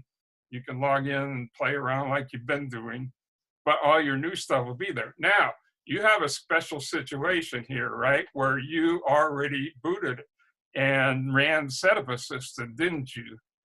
No. When you took the machine out of the box and you turned it on. Right. And the first thing that runs on a new machine or a new OS 10 installation or Mac OS installation is a thing called Setup Assistant. It's a script that Apple provides to help you get started or move your stuff from another machine. Now, the problem is, on purpose, Apple made that program to run the first time and only the first time. So what they do is they create a hidden file on the computer, the target machine or the new machine, that every single time from now on you boot up your machine, it goes, the operating system during the boot process looks for that file, that hidden file. And it's called .apple setup done. And if it finds it, it knows that the Setup Assistant has already run. And so it skips that step and it just goes right to the login screen or to the desktop if you've got the login screen option turned off. So, but that's a problem for you. You want to rerun the Setup Assistant, don't you? You'd like to start over as if it was a new machine, right? Right. And instead of running the migration assistant after the fact, a better way is to be sure, like we talked about just now, be sure you don't have those accounts or you don't have anything you need in them, and get rid of them first. Okay. And then do my little trick to force Setup Assistant to run again. It will run again and it will set that hidden file, and then after it runs the second time, it will never run again. It'll run this second time and never run a third or fourth. It'll just, just like as if you had done it right out of the box. Now, what's the trick? The trick is you have to know the name of the file, where it's located in the file system, and how to see a hidden file and remove it. And if you remove that file, when it boots up, it says, oh, I'm a new machine right out of the box. I'm going to run the Setup Assistant. And that's exactly what you want. Now, I've done this once or maybe twice on other people's machines, and it works pretty slick. It works just the way it's supposed to, okay? And you have to pay attention to those caveats. Don't have anything you need to save on the new machine or something. So now the last thing you have to know is, how do I delete that darn hidden file, right? Right, yes. Okay, and this is where it gets a little tricky. But remember, you're paying the price of fooling around with this new toy a little too prematurely here. But so if it weren't for that, you wouldn't have to do this step. So this is something I don't recommend people play around with frivolously, but you can do it and it works. Okay, so let me just Yeah, bad call. Can you call me a little later? I'm sorry, what? Noreen? Okay, bye. Okay, bye. somebody talking up. Sorry. I thought I was muted. I wasn't. My bad. Oh, okay. All right. Okay, so now what I'm going to have to do is find that file. I know how to find it, but it'll take me a second. So in the meantime, oh, and by the way, you have to boot up into the single user mode to do this. Like I said, this is not something you want to do frivolously, but it will work. And if you're careful, everything will be fine. Everything will be fine. Okay? It's all going to be fine. So let me give you as much direction as I can, and then we'll come back to where that file is located. Okay? So to boot into single user mode, you hold down, you shut the machine down. This would be the new machine now. Before you do the migration, setup assistant with the cable and everything, this would be, and you could do this anytime, or before or after you delete those extra accounts. Okay, so you boot. Well, actually, you want to probably do it after you. First thing you should do is probably go delete those accounts you created, except for the one that isn't duplicated on the other machine. You can keep that or not. Okay, do that first. Then let's get rid of that setup done file, Apple setup done file. Okay, so to do that, you boot in single user mode, which is Command S. Start up the new machine from having turned it off all the way. So shut it all the way down if it's on. Start it up before this thing chimes, hold Command S and keep holding it. Eventually a bunch of text will go flying by the screen and you'll come to a prompt, a Unix prompt. Be very careful because that prompt is a root user prompt. You can do severe damage to your files and things if you use that frivolously or if you make a mistake. So be very careful. So once you've done that, it's a matter of moving to the directory where the file is. This is one way to do it. There's some variations, but the way I like to do it is to change to the directory where that hidden file is, and then list the contents of that hidden, I said file, I meant folder. Change to the folder or directory where the hidden file is that you're going to remove. Okay, and I'll find the path or the location later.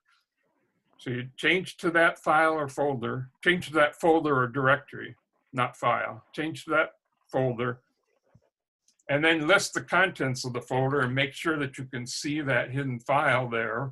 And then you issue the command to remove that file and list it again to make sure it's gone. Once you've done that, you're done. All you have to do now is restart the machine and setup a system will say, oh, that file's not there. We need to run the setup. Or the machine will say, the boot stuff will say, oh, that file's not there. We need to run setup assistant, and it will run it, just like magic. Okay, so now I need to tell you, and maybe I should do this in the chat. I don't know. I need to find that file, find the directory it's in, and find the name. And the exact name matters because we're typing Unix commands, and they're sensitive to upper and lower case. And whether we'd like to believe it or not, there's much of this that is not going to be very common and also borders on the line of don't try this at home. But yeah, I mean, this is something you don't want to make mistakes doing. Ideally, you wouldn't have to do this, but really. The reality, Bruce, is if somebody does this wrong, they could end up with essentially a brick computer that they would have to start up in recovery mode again to reinstall the operating system. Yeah, you could probably, well, you could do that. I'm just saying that's the path that we're going down. Yeah. Hey, I find something very interesting out of this. I'm going to buy a new computer and I'm going to put in the contract when I buy it, I'm going to bring all my equipment to the computer store with an appointment, and we're going to transfer it at the computer store because this is totally out of my realm. I can never do this in my lifetime, but it's been wonderful to hear it, just to hear the complexity of something I never want to go through. That's great. It's great to know that. I don't want to be the problem that Larry has. The problem is, in the past, whenever I've done this, I've always done that. I've always taken it to Apple and done it right there. The problem is none of the Apple stores are open. You know what? That's what they call a perfect storm. You're in that storm. But it's been wonderful to hear all this. I'm totally new. I think I should be called the Guru Club, though. I don't see how the average person could get too much out of it, because you guys are heavy. I mean, you're all very brilliant. I don't even consider myself anywhere 10% of what your knowledge is. And I know people that aren't even 10% of me, and they love this stuff, but they'd never be able to take advantage of it in a lifetime. We do typically try to keep it rather simple, and that's why this is very deep. But you guys wouldn't have any fun if you kept it simple. You guys love this stuff. It's great. I wish I was in your position and knew that much. I had a question. I hesitate to want. I do specifically would like to make sure that we don't overwhelm anyone, though, because getting this deep is pretty specific and often should be taken offline, to be honest with you. That's the truth. That's the truth, and that's up to the club to decide where they want to go offline and document things in chats, and because it would be terrible to mess things up on a verbal conversation. It'd be very difficult. But much of this could have been handled directly between Bruce and the person needing it, because it does need to be dealt with in specific detail that is far more than anybody typically needs to know in the next week or month or 6 months. So, well, this happened to be a unique situation where you couldn't get to the store, and I think Bruce and yourself and everybody are very well qualified people, and it's been fascinating. This is the first time I've been on this site, and I want to continue more. Do you do this weekly? I'd like to know, is my monthly? mic open? Is my mic open? yes, it is. Go ahead. Okay, you guys get through. I got some questions. Okay. This is not the typical. Anybody that hasn't begged off already and is not used to all of this kind of stuff. This is not typical, and we typically don't go deep because it's just boring and overwhelming for the majority of users. No, it wasn't boring. It was very informational. Okay. And I realized that what Bruce just talked about, that complexity, I never want to have to go there. I would have never thought of this, and I would have made the same mistake, I'll say, the same thing Larry did, and I'd have been totally confused, and I wouldn't have had friends like you to even come to. So it was very good. I appreciate all this, everything here. Okay. I've got an idea. Okay, so wait a minute. Okay, before we go on, I have found the file and the path name, and I'd like to, there's Larry. You want to write this down? This is a little risky to do it verbally, but I'm going to do it carefully. Okay, when you're in, and I need to. Can't you put it in chat? Yeah, but That'd be the best place. Go. yeah, I think, well, I could, yeah, but Bruce. This is not worth a typo, Bruce. Bruce, go ahead and say it. I've got it. I'm recording. I've turned on my iPhone to record what you're saying. And Greg is recording this as well. I think it makes more sense really to put it in the chat, but The because chat's then perfect. Everybody has chat at the bottom of the screen or on their screen. They should see a little balloon icon. They should say chat. Click on that. It'll open a window, and you'll be able to see exactly what it is that Bruce is going to type, and you can copy from there. It'll be perfect. Okay. Sounds good. I got a question here while he's doing it. One thing you said sort of made a light bulb go off my head. I know Greg records every one of these, but is there a place where we can go to get recordings of past meetings? And B, this idea of doing complex chats on the side, and I'm talking about a video chat type thing.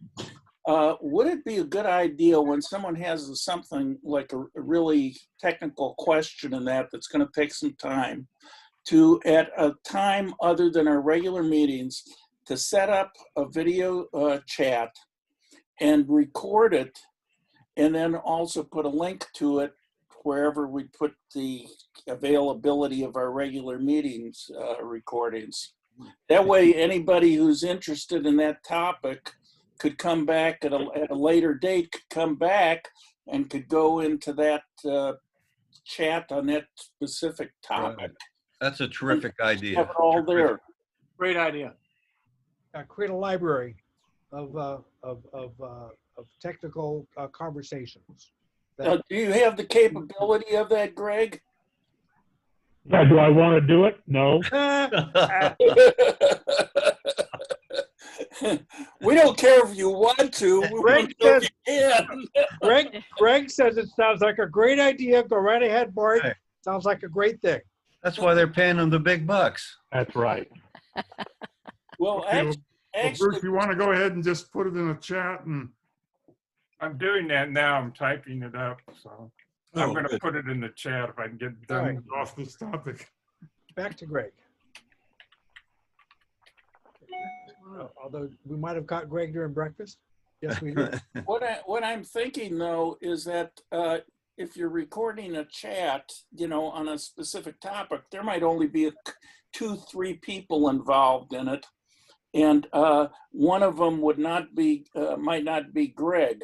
So maybe we need something set up where there's a depository when you got done with that chat, that you basically transfer the recording to that depository, so that. Well, basically, the keep it simple method is to use it with the club account, and that way it'll automatically be saved in our library of chat. That's right. Very good. Otherwise, try to get a recording into our library is something beyond what we want to be involved with. Okay, but does everybody have access to that club library? Talk Wouldn't to we Greg. have the Talk to Greg, if you want to get into, if you want to make use of it, he'll get you up to speed. but we should have, if we're going to have things like that, detailed things on specific topics, we ought to have some sort of index somewhere that people can go to see. We have our libraries. We have our libraries. They can be renamed to whatever specific item was discussed. And if anybody wants to do one, talk to Greg. You'll log into the account. You'll do your conversation. You'll name the discussion, and it'll be in our library. Sounds like a plan. All right. Very good. I had a couple of questions. What's that? All right. First of all, how often do you guys meet? Once a month. I was afraid of that. I was hoping it was more often than that. Well, Okay. Since this is my first Zoom dealie, I was wondering if someone could walk me around the screen quickly in 5 Did minutes. you? Oh, you probably weren't on the email that I sent out that had. Okay. No, I I can- wasn't. I I just sent the reply last night. I mean, the inquiry to you yesterday afternoon when I got your email address. Give me a couple of minutes and I'll send you PDFs that I've already got made up. Fair enough. I mean, on how do you Zoom? Okay, and the question I've got, I downloaded this about 3 or 4 weeks ago. I understand they have a more recent version. Can I update the version I've got, or should I just download another version of Zoom? No, when you click on the link, it should automatically prompt you to update. Oh, it's going to do that automatically. Should. I don't like things that's done automatically, and I don't have to think about it. I like that. Yeah, now, but you have been recording this from the beginning as the host. If I had, let's say, had 4 or 5 questions or 1 or 2 questions, I could have recorded just my portion of this, right, as well? And Yeah, then, of course. okay. And we talked a little bit about chat. I am interested in knowing more about that. Now, share. Now, how does that work, briefly? That's if you want to share your screen, something on your screen. So like you've got a question in Microsoft Word or whatever, you can actually share. I give you the permission, but I've got it set up right now where anybody can do it. Yeah. But you can share your screen and show us exactly what you're talking about. Why don't you They just share screen, show that what's on my screen, but not by share screen. Not like when you call Apple, where they actually have the ability to do things on your computer. You're just showing what's on your screen. I have another application for that. Can do that. Okay, that's what I want to know. I know as you could troubleshoot somebody else's computer. I mean, in theory. In theory. Okay, the next box over says participants. This is you, right, Mike? This is you? Huh? Yeah. Mike? Okay. Mike Johnson. Johnson. Not Scappic. Right. I'm he who does not want to be seen. Okay. Right. When you're doing a screen share, you either allow people to look at yours, or you can allow them to control yours. Okay. It's just different levels of access. All right. Okay. All right. How do you call up these backgrounds with the beach and palm trees and all that stuff? You get the backgrounds. Where were you earlier, Phil? Well, still trying. I went on share screen. That's not it. Okay. All right. Okay, we're down where it says invite. I can't invite. It's only the host can invite people in. That's correct. I thought so. But what you can do, because since I sent out a new link, even though it doesn't change, I send out a reminder whenever we have a meeting that morning, usually a few days before I let everybody know. As a rule, it's the second Saturday of the month, as a rule. And then that morning I send out a link because some people haven't quite figured out that it's the same every month. And I always make the link an active link, so all you have to do is just click on it, and it should. That's what I need. Yeah. Right. Should get you set Right, up and ready to Greg, go. you You can always I think copy that link and send it to somebody else if you want to. Well, some people take issue with that, but in your group, that's permissible. Absolutely. Yeah, as far as I'm And then if they are concerned, doing things you don't want them to do, you can automatically cut them off at the knees. that's it. I mean, but you could also let them listen and not participate. I mean, you have, as the host, there's more to know than there is of just being a participant. Absolutely. Yeah. All right. Okay. Well, I don't need to know that today. Maybe next week or next time. But only guys meet once a month. Okay. On that background, apparently you can't change background while you're on this live program. But I've changed the background when I just logged in and it was just browsing for a different background. I tried doing it now, and I got some kind of triangle. It says you can't do it, and I thought maybe it was my computer. But is anybody able to change their background while we're live here? Yes, I just did. Yes, I just now. Maybe my computer is too old. This is an old MacBook Pro 2010. Greg, can I make a suggestion? Just to show them the function, why don't you share your screen? You can basically point out where these various functions are on the desktop. They are going to change based upon the size and the orientation of your screen. Things will move around. They're not going to be identical, just an upside, a moment. I thought they were pretty much identical. What? Oh, what's this? Thunderbolt 3, USB-C to Thunder. Greg is sharing his screen. Sharing, yeah. I got it. I finally figured it out. Okay. I'm a little slow. You're sharing your screen. Okay. Up at the top, it should say you are viewing Greg Locke's screen. Yeah. No, I don't see that. Where's it? Very, very, very top. Very top in the green banner. Raise your screen up, Mike. Should be. Oh, yeah. Okay. You are viewing Greg Locke's OACC. Okay. All right. Okay. Now, I can see. Now, you would have also the ability where I could do stuff on your screen if you so allowed that. Correct. You can do it. And I could do the same thing. No. I could show you my screen. You can't manipulate my computer. I can't manipulate your computer in this program. In this program. Okay. I use a program called TeamViewer, which is free if you're not using it for money purposes. Yeah. And you put it on your machine. I put it on my machine. We're each assigned a user ID. You start it up on your computer if you want me to help you out, kind of a deal. Yeah. And then I call you on the phone and I say, what's your user ID? Because I don't bother to write that crap down. And then every time you start TeamViewer up, unless you have it set up in unattended mode, where you can access it anytime you want to, every time you start up TeamViewer, you get a unique password for that session. Just for that. So I sake. would call you on the phone and say, give me your 9-digit number or whatever it is. That gets me to your account, but I can't do anything. And then I'd say, okay, give me the password. Then I put the password in, and now I'm looking at your screen and I can manipulate your screen. Mhm. The only thing that you just don't want to reboot your computer because that disconnects me. Yeah. Okay. So I use TeamViewer like I use it for I was using Apple's remote desktop, Mhm. but it's a little clunky and it's a pig as far as I'm concerned. And TeamViewer works much more efficiently. So Okay. every time she does something over there, that screws me up. By the way, Mike, I just sent you PDFs. Yes, I Email, saw, okay. I got the notification. I haven't opened it yet, but I did get the notification. Well, this is really great. Yeah. I was really looking for some local help that I could get to that would help me out to know what and I'd say all I really needed to know right now was the basics and advanced, because I got 2 or 3 user groups in my area. They're sort of dying out, and they're looking for ways that they can keep connected. I'm not going to be the expert, but I just appreciate the time that you guys did get at some advanced topics, but I really appreciate. Well, that's what was happening to our club 3 years ago, is that we would have about 40 or 50 members that would show up at a club meeting. We were getting the facility for free, but we still had to maintain insurance, liability insurance, right? Oh, yeah.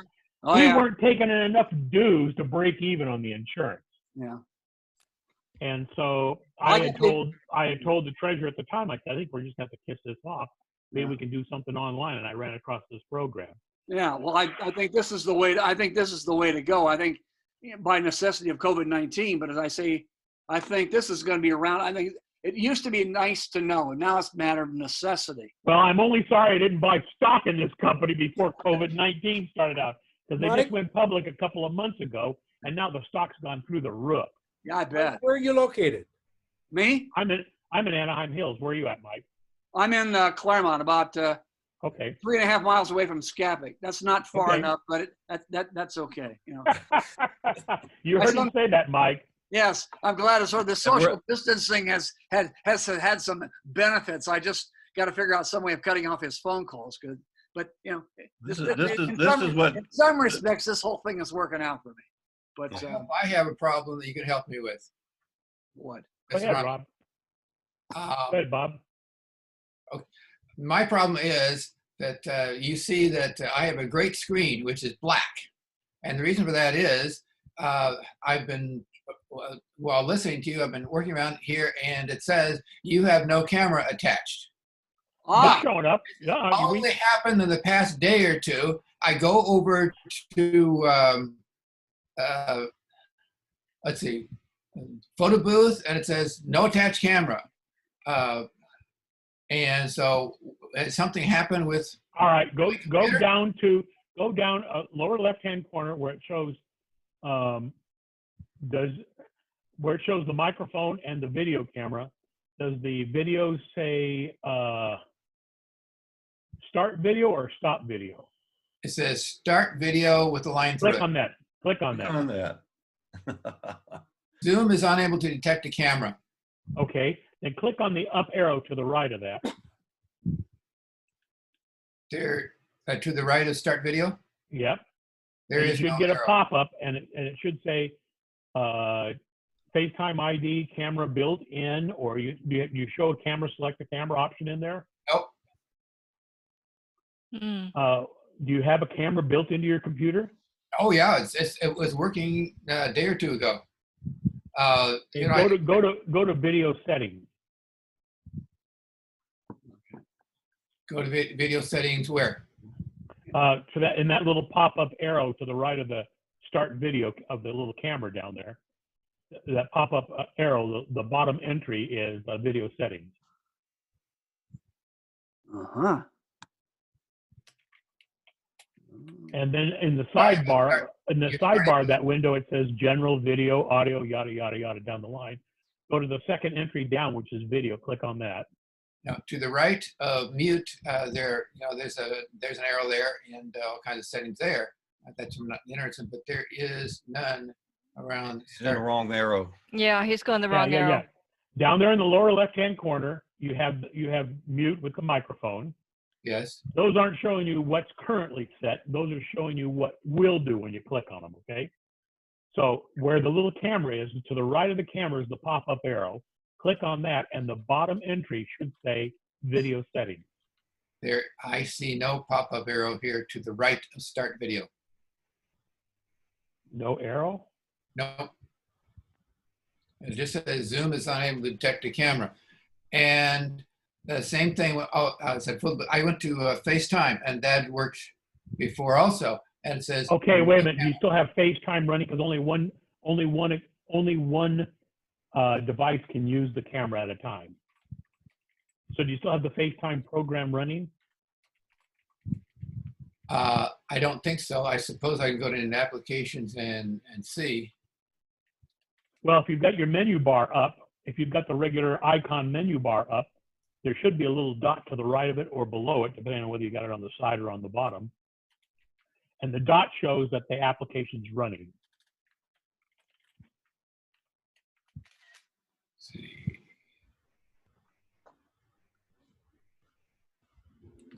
Greg, Yes. why don't you walk them into system preferences, security and privacy camera. Where are you seeing that at? System preferences. Apple system preferences. Okay, hang on a second. Let me share my screen. FaceTime, and I'm going to stay. I was going to, okay, I have to quit your full screen. Security and privacy. Hang on, let me get this out of the way.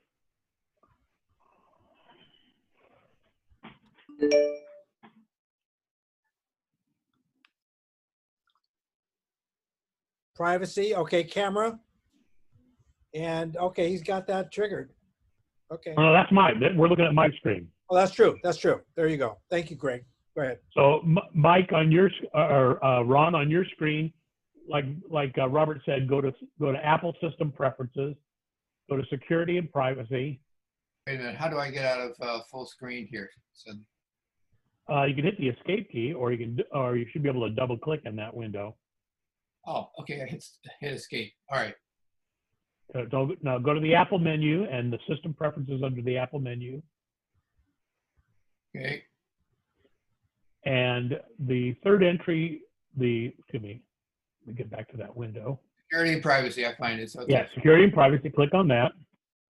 And then in the sidebar of that window, scroll down until you see camera. Privacy tab first. Yeah, privacy tab up here at the top. Okay. Okay, over on the right. Left. Allow the apps below to access your camera. 1Password 7 and Zoom. Do you have? Is Zoom selected? Is Zoom selected? Is it checked? Has it got a check mark? Yes, yes.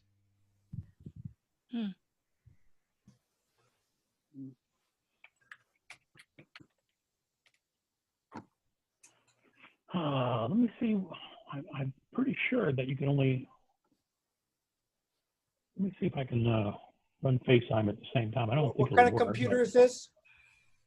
I have an iMac. It's 2 or 3 years old. Does it typically have a green light next to your camera? Well, there is no green light on right now, and that means the camera's not active. Do you sometimes see a camera, a light? I don't recall seeing it. I just know when I move over too many screens, I see a FaceTime and I'm on there. Just go up. I see a green light. So when Can he share his screen with us? Well, no, it won't show the green light. But did you just now say that in FaceTime you can see yourself? The camera's working. Well, right now I went in FaceTime. You off somewhere? And it just it said no camera and clicked off. Right back. Okay. Sounds So like he's getting that same error message, Robert, with FaceTime. Okay. I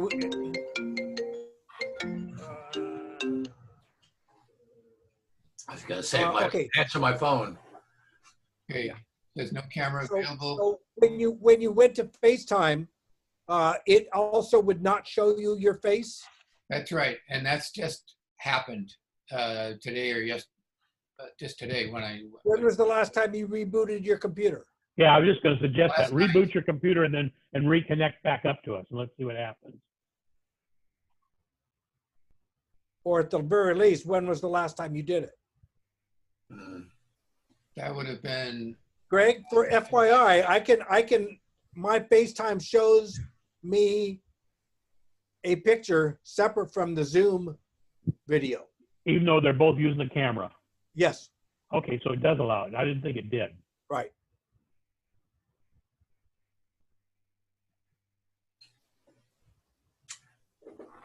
Well, I'm sure that after this conference is over, he can get to you, you know, one-on-one, and Sure. I'm sure you'll find it. Yep. They were saying maybe if I reboot, which I'm not going to do until after the meeting is over. Well, no, you could reboot and then just reconnect again. Just go back to the email and reconnect. You're right, it does show them both. System preferences on camera, it says apps you requested access to your camera will appear here, and they're in none. Which is interesting. Okay, I'm back, you guys. I just finished writing my masterpiece on how to remove the setup done file. Thank you. I haven't put it in the chat room yet, but I'll do that in a couple minutes. What Ron, are you guys up to? Ron, I would go ahead and quit Zoom, reboot the computer, and then click back on the email link in your mail. Yeah. So that you reconnect back up to us, and let's see if that works. Sure. Okay. Right. That'll take minutes. We'll let you back in, Rod, once you go out. Don't worry about I'll it. be gone by then. All right. Next question problem. All life problems are only having to do with the program or Zoom. You do other life counseling as well? Absolutely. I have a question about Affinity Designer. Go ahead. I just wonder if there are. What is Affinity Designer? Let's start there. It's Affinity's version of InDesign. Which is what kind of program? Page layout program, if you want to think of it that way. All right, we're going to talk about page layout program. Go back, Jeannie. You're on. I just wanted to know if there are textures. I've been looking to try and find textures to put into an object that I create, and I can't find it. I don't know if they even have it. I just wondered if anyone knew. Is the object a vector-based object? Yes. I would think you would have to do that in their vector-based program. Okay. But I haven't tried that. I'll have to try that and see. I just didn't know if there was, if you could do that even in the vectors, or if you have to purchase different textures, or if they don't even have them yet. There's a couple of ways of doing it. You can always make a texture. You can always draw lines and then pattern it or whatever you want to. But as far as real textures, like in Illustrator, you get real textures. Right.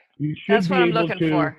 You should be able to, well, you could probably do it in Affinity Photo, but then it would be, you could probably get a texture in Affinity Photo, but it wouldn't be vector-based then.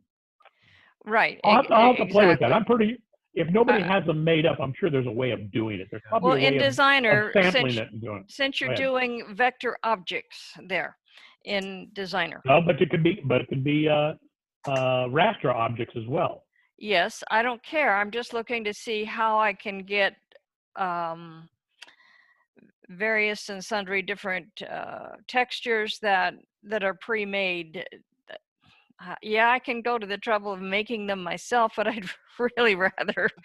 Did you try a Google search? No. Or YouTube. YouTube probably has a dozen of them. Probably. A dozen people already did it. I'll check that out. Thank you.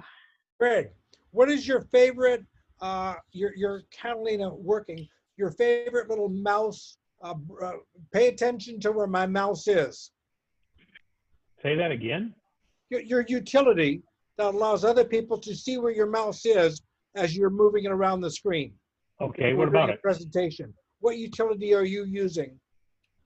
Or when you have two monitors and you can't see where the mouse is, So you shake it, and Well, like, you can shake it and it makes it giant. right, right. If you've had that feature turned on. Right. But there's utility as you move your mouse around. Yeah, where it can spotlight it or whatever Correct, it is. exactly. Yeah, What do you use? That's, God, I haven't used one for such a long time. I haven't either, and I went back, and my old one isn't working well in Catalina. Yeah, there was something called mouse cursor or something goofy like Mouse that. Posse is what I was previously Okay. using, but that's not working. So you don't have a favorite of today? Nothing that I've used for years. Okay, all right. Anybody else? What was Robert, what was the question again? Well, go ahead, Robert. Yeah, a utility that will allow people who are watching a presentation to see where your mouse is going as you're moving it around the screen to follow. It allows the people who are watching a presentation to more easily follow the mouse. Right, there are some programs out there that can change the shape of the mouse to be a hand or a different kind of a pointer or whatever it is, and also spotlight it with like a highlighted ring around it to make it stand out more. There used to be a third-party utility for that, and then I think all or some of those functions at least were rolled into the system preferences. I've never seen the system preference do a nice. Well, maybe it's well, it might not be in the mouse or trackpad system preferences. It might be in the accessibility. Look over there. Yeah. Accessibility preferences. For someone who's happy with what they're using is what I'm looking for. Let me see. Well, mine has a spotlight and it came with the computer. It's a MacBook Air. I never turned it on. It's nice. It outlines it in white it's easy to find. Okay, that would be an accessibility option, but all right. I was using Mouse Posse, and I thought somebody else might have their latest and favorite currently working item. But all right, I'll leave it alone. Well, let me take a quick look here. You're right. I think there is. There used to be something along those lines, Robert. I'm not sure what it's called or whether it's still out there available or not. Right. I gotcha. I haven't seen anything in the system preferences. In accessibility, in the sidebar, there's an option called pointer control. And that's for when you're wearing a helmet or something on your eyeglasses that you can move it when you're unable to do it unless you're handicapped typically. Oh yeah, you're right. I was thinking that maybe it would have oh, by golly, I don't see anything for that. I don't either. So, all right, I'll do the investigation and I'll Of report. course, Apple has a notorious habit of leaving it in one spot for 3 versions and then moving it somewhere else. So I guess, Robert, do a Google search if you could formulate a search query specific enough. But.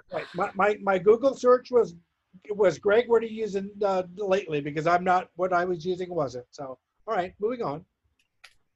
Okay, Greg. Yeah, go ahead. I have my masterpiece completed, as I said. Unfortunately, it won't let me put it in the chat box, apparently because it's too long or something. This thing goes live. If you select, it won't let you copy and paste? No, if I select the whole contents, it won't let me paste in. It beeps at me. Can you paste in a paragraph? I think because it goes line by line. Every time you hit return, it sends. Type another line, hit return, it sends that. Yeah, you're right. And then you got embedded carriage returns. And I have 1 million carriage hard returns in the document. However, I did notice there's a little icon just above that says file. So I'm going to see if I can save it as a file. And then I'm going to send it as a file to everybody or anybody who wants it. It's called rerun setup assistant.txt or rerun setup ASST.txt. So let me see if that works. I've never tried to use this before, but we're all learning this Zoom stuff and all right, it says open. There it is. It looks like it said it. It says from me to everyone. You guys see a file icon in your chat window? Yes. I see shared a file in the meeting. Now, where did you see the send file? Okay, open your chat window if it's not already. That's what you click chat at the bottom along the bottom of your screen on a Mac.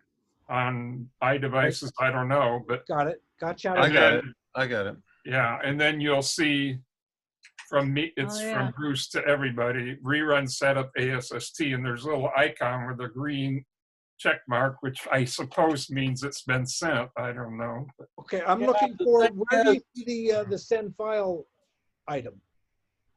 The problem with it is that if I go up into the box there, it says it's that, you know, a 1 KB file, but when I click on it, it brings up, it's basically, you send it as a text file. Therefore, any hyperlink that you put in there is embedded in this text file. there are no hyperlinks in that file. Right, I that's did not fine. put any Yeah, no, that's hyperlinks fine. in the file. The question again, where do you find the send file button or link? Okay, open your chat window. It I have should that be open. right there along with anything anybody else has typed in the chat window. I don't see a I send don't file. see it either. Well, that little Found it right on the screen. Oh, no, what is Well, this? there's little icon. there's an icon that says file, but when I Okay. click on it, That's it if just, you want to That for send a whatever file. reason. yeah, exactly. That's how I sent it. Well, I Get clicked that. on I it. don't see that in It my chat. opened. All right. I opened up. Can you hear me? Yes. I opened up where it says chat in the bottom of the Zoom. I don't see Yeah, that's it. weird. I don't see it either. I'm looking at the Somebody's chat logged window. in twice or something, and we're getting a lot of echo. Echo. Might be me. Oh, it's all Frank's fault. Well, All I see in my chat window is just that one chat from Derek. Yeah, I don't see an option for a file either. Greg, do you see it in yours? Nope. Huh. Okay, here's the But ticket. this, I'm running Down the at the latest bottom. version of Zoom. Did you? Down at the bottom where it says I, two. Okay, go hold ahead. on, Greg. If you go down there where it says two, change Yeah. that to everyone. It is set for everyone. And then you should be able to see the file. Yeah. I got it in chat at the bottom of the Zoom screen. It But came right up. it only appears if it says to everyone. And I did send it to everybody. Well, never mind that. I don't Change see it. that option. I see Okay. everyone in meeting. Mike, Scapac, Jeannie, Frank, Change it. whatever. Change the two to a different item, and I think it's a bug. The file will pop up if you change it to something different. Can you hear me? Yeah. Yeah, and we can see you too. Yeah. If Yeah, you can, Nope, I- that's, you I don't, cannot I don't see get the it. I don't file. get it. I don't get it. I got it where it says chats at the bottom of the Zoom screen. Right. Okay. Greg, can you see the file icon, Greg? Hang on a second here. And I opened it up. And what did you see? Tell me what at Right. the It first does line. come across. I think it's a bug though. Who cannot see the file button at the bottom of the chat I window? don't see it. I can't see it either. Greg. I see if- it. Greg, can you change your two on the left-hand side I at see. the bottom Yeah. to someone And it different? says- I'm sorry, say that again? Change it to something different than what I it is. did that. So I'll change it to Bruce as an example. Okay? And it did not then display the file? Nope. Mine says from everyone. from Bruce to everyone. Okay. Mine just says save chat Okay. when I click on that icon. Change it back from whatever you set it to everyone and see if that Nope, causes. nothing. Same thing. Okay, type something in, just the letter A there, and hit return, because I might reset it and see if it comes up then. This is to Bruce. It says caution, use this procedure at your own risk, and then it's a bunch of other. That's it. That's it. You got it. That's it. You got the Okay, file. well, in my case, when I changed it to a different item in the list, the file then, a button then appeared. So I think there is a bug because it shouldn't go away during a different user. I found that if That's you weird. slide your cursor to the right of the the little icon, it says 1 kilobyte, slide to the right and it appears, it says click to open. But that's a different issue though. Okay, but mine opened with that. That's a different issue. They're What we're not even thinking seeing the icon. Nope, Mike. not seeing the icon. Well, I see a little icon to the right to everyone, but when I click on that, all it But says. you're seeing the 3 dots, the ellipses. No. It shouldn't be down there where you It's type. up above. It should be up in the chat window where everybody else types messages to you. Yeah. In that area, you should see a thing from Bruce B to everyone. And it should show a little icon of a document with a little green, well, I don't know if it'll have the check mark, but mine has the it should check have mark. the file name rerun setup assistant.txt. Yeah, mine has a check, green check. Okay. Greg, how do I show my screen? Just go to share screen. I did that, and then what do I choose in there? I guess. Is the Okay, question. well, when you click on share screen, if you click on the first one, the default is the desktop. That'll show what you currently got on your desktop. But if you've got multiple programs open, those individual windows are displayed. And if you just want to, if you've got like 4 programs, or any one of them's Word, you can click on the Word desktop, and that's the only thing we can see. It says it takes me to allow Zoom to share your screen, open system preferences, security and privacy. So you're just gonna click on the share screen green button. No, I did that. It then steered me to system preferences because I apparently do not have my screen sharing Turned on. right, and so I'm looking for where that Like as would an be. example. Okay, so like as an example, right now you're seeing. Let me I hide. get that, but it's system preferences. In system preferences, where do you allow it all to happen to begin with? Because it told me I had to go there to enable something, and I Okay, wasn't seeing it's what probably that under was. security and privacy. Right, and I'm not seeing where that would be. Probably under screen recording, maybe. Let me go back and check. There's a Zoom. There's a Zoom option there. Screen recording. Okay, I do not have Zoom there. We had the same problem in the local group here, but I don't remember how they fixed it or whether they got it fixed even. I do not see Zoom in my screen recording area. You got privacy selected? Yes. Wait a second. Hold on. Wait a second. Maybe I just got something here. Okay. I hidden behind all my windows apparently was my permission to add Zoom to. Aha. And I actually have to leave the meeting to come back. Well, I can understand that. It might have to reset it so you can quit meeting and then just re-click on the link again, or copy the meeting. Easier to click on the link again. Greg, why don't you stop sharing and let's let Robert try his screen sharing again. It should work this time, hopefully. But. As soon as he rejoins us again, well, there's his picture. Okay. Yeah. Okay. I'm not worried about that. Share screen. Look at now. It looks different. Okay. You got it.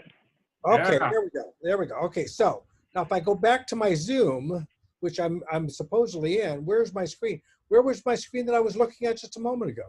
How do I show my Zoom? Just click on the. Well, if you go up to window in Zoom, you should see a couple of options there. So go up to window in Zoom. I'm there. No, menu. Oh, I see. You're there. Oh, that's your screen. Okay. When you first launch it or first click a link to Zoom, sometimes hide this window. to open in the browser first. Yeah, try hide this window. You can kill that window. Every time I enter, I kill that window. You don't. I still want to show the Zoom window that shows my normal Zoom window. That would then be able to show my chat. No, just kill that. Kill this window that you've got there right now. Cursor on. Just kill it altogether. You don't need it. Now that once you're actually in Zoom, and you are, because I can see your desktop in the back. Well, we're looking at your desktop. You can kill that window that you're looking at right now. Not the whole window, but just the Zoom, the Yeah, part. that's just in the browser. I don't care about the browser. Oh, okay. I want to show back what I was looking at with everybody there so I can display my chat. You might have this, covered up what you need to do to Okay, go. here we go. That's in the bottom. That's in the bottom tray. That's fine. I'm not showing what I want to show, but I just pulled up the chat. That's good enough for the moment. In the chat, this is what we're all looking for, everyone. I don't see your chat, Robert. Yeah, where you've got the cursor. It's covered up. Where the mouse goes, Does everybody see a Zoom group chat in the middle of my browser window? No. No, it's No. mouse pose. Robert, hide your Hide Chrome mouse browser. pose. Yeah, hide the Safari browser or whatever that is. Hide the Chrome with browser. Command Hide the H. Chrome browser. Right. Okay, that doesn't change the fact if I'm bringing up in Zoom my chat window, you guys cannot see that, correct? Yeah, I see it. Okay. But it's hidden behind another window. It's hidden behind right now it's it hidden looks behind like the mail window. the mail window, yeah. Even though it says Zoom there, now hide mail. Okay. Now I see what looks like solitaire or something. Well, I'll keep hiding until everything goes away here. Well, just, go to Zoom and select hide others. Because everybody see my little chat window here. Part of it. Barely.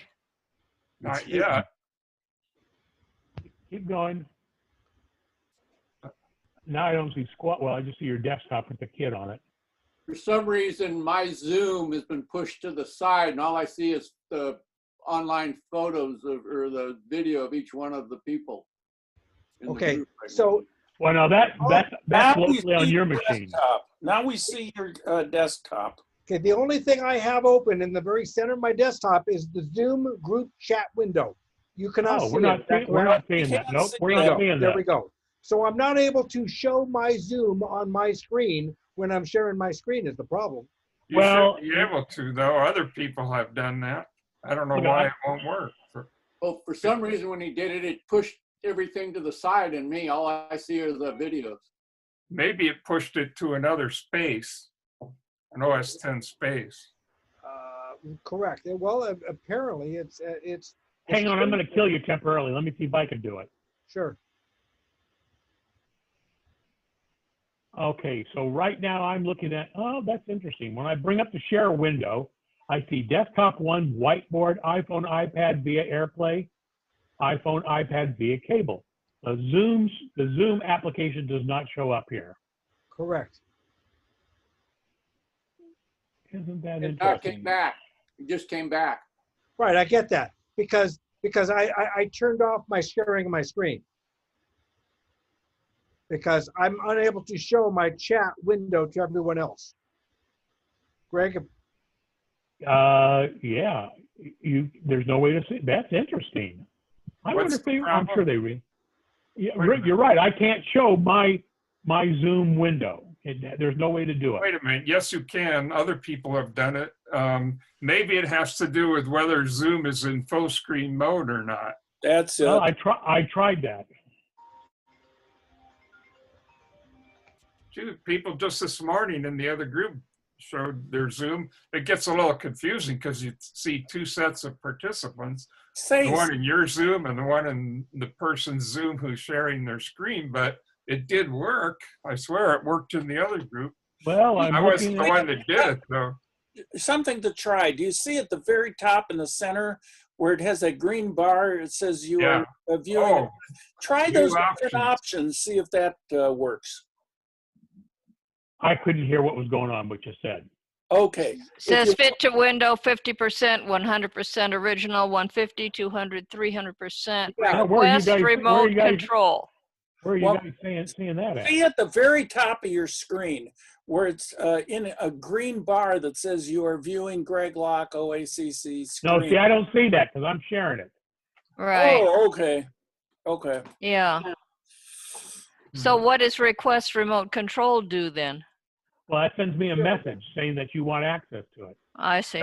That allows somebody not just to see the other person's screen, but to take control of the keyboard and mouse. As a host, I can either I can only give permission to somebody, where I can let everybody do it, which is what I'm doing right now. Yeah. But then I can take it back, or I can let anybody take it back.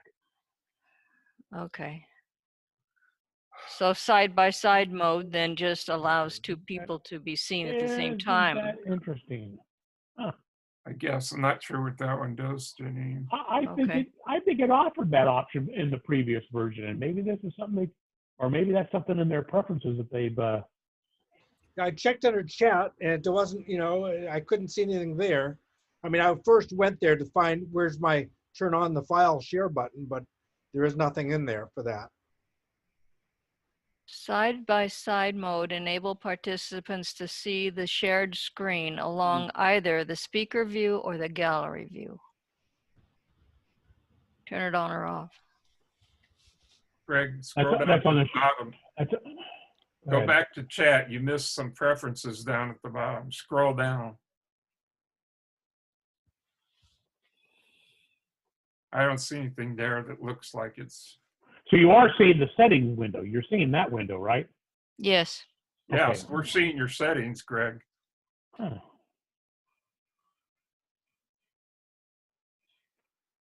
Okay, nothing there. Go to share screen preferences or settings.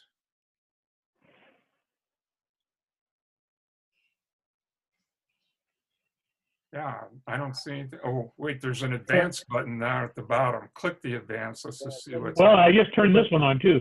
Show Zoom windows during screen share. That might Oh, have- that's the one. There we go. What you find, Greg? Where? What? Share that was screen. under share screen. There's an option that show Zoom window during screen share. Bingo. Wow. That's it. That must be it. Okay, now let's see but I'm not seeing it at the moment, so. I still see a screensaver up here. Do your chat now, Greg. I Your see chat leisure button. travel vans. Oh, there we go.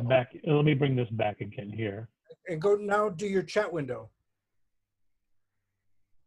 Looks the same. Okay, we're not seeing it. It is a separate item, if you will, beyond the Zoom. Are you doing a screen share?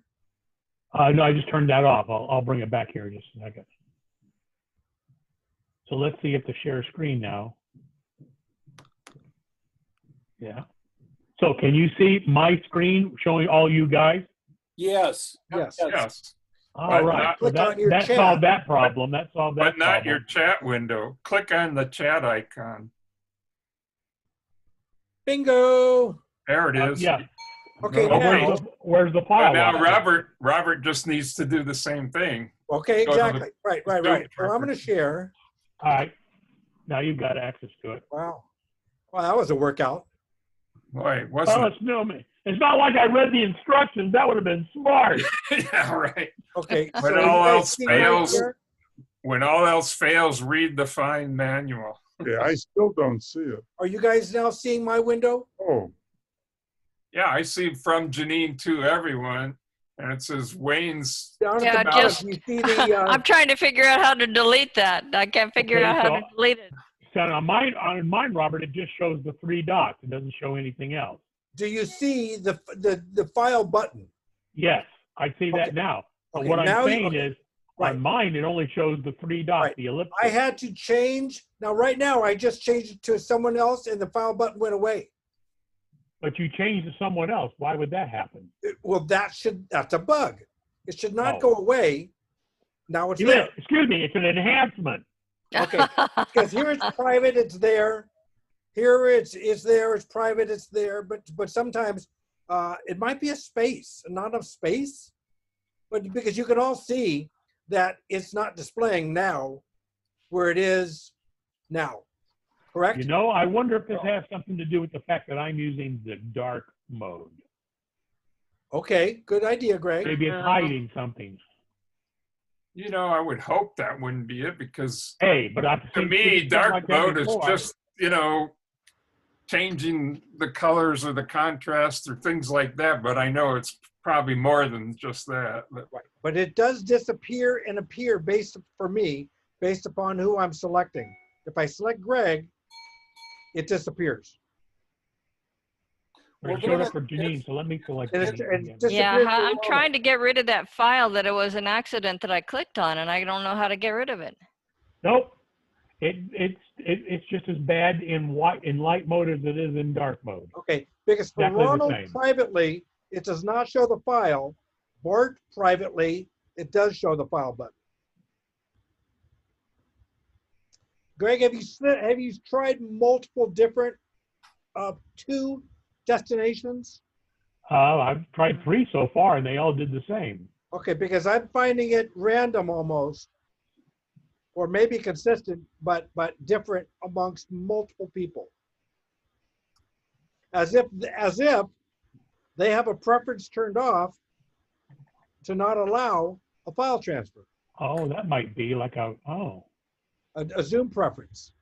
You know, don't give will me an help. option. We haven't got that many there. I just can't Well, scroll through the whole list Don't here. forget, if you're on Catalina, you may have additional permissions that you have to set in the permissions system preferences too for things Greg? like file sharing. Yeah, go ahead. Go ahead. Greg, try Frank M as a choice. I did. Nothing. Exactly the same. Okay, all right. I think we're going into bug territory. Well, we're on shared screen because I'm watching everybody on Greg's shared screen. Actually, this is mine. This is Robert's. You're looking at Robert's. You're on Robert's shared screen. Right. I still have all the little icons Yeah.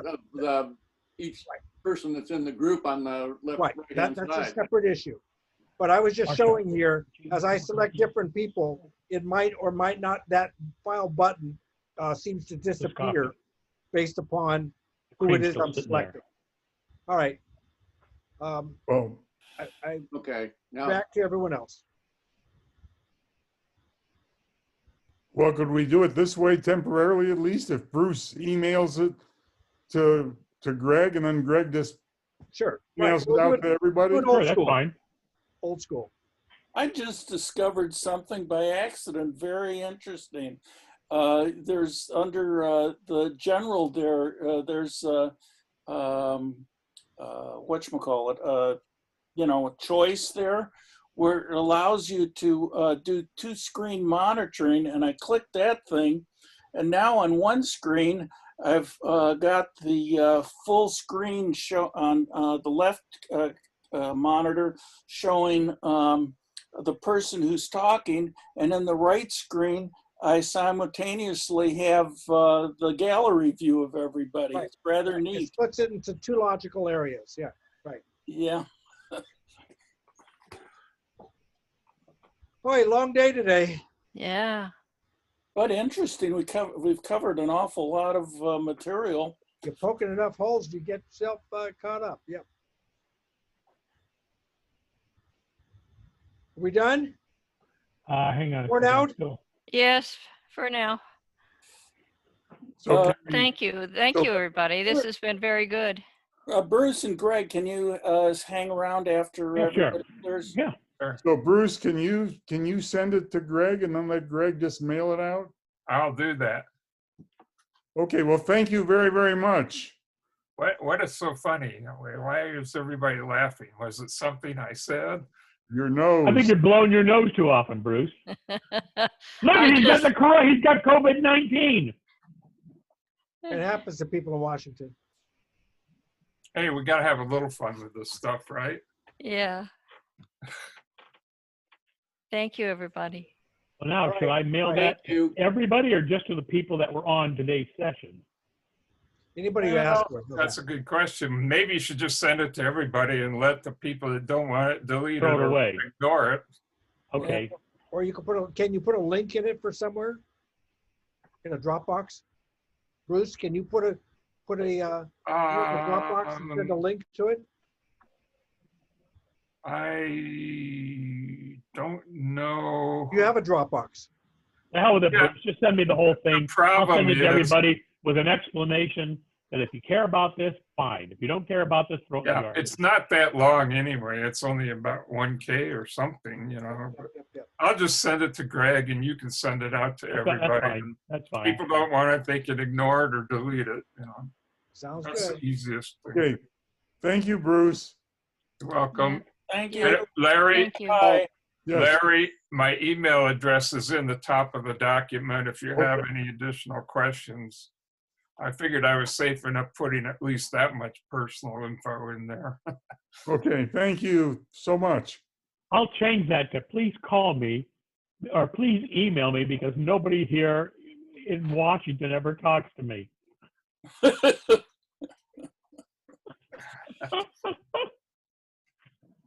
Very good. And everybody, I think you all know that you can each individually record this video as well, even if Greg is or is not. So, all right, good enough. Thank you, Greg. Appreciate it. All right, Robert, you guys all have a good one. Another thing before we go is not only record the video, but you can also save the chat messages to a file.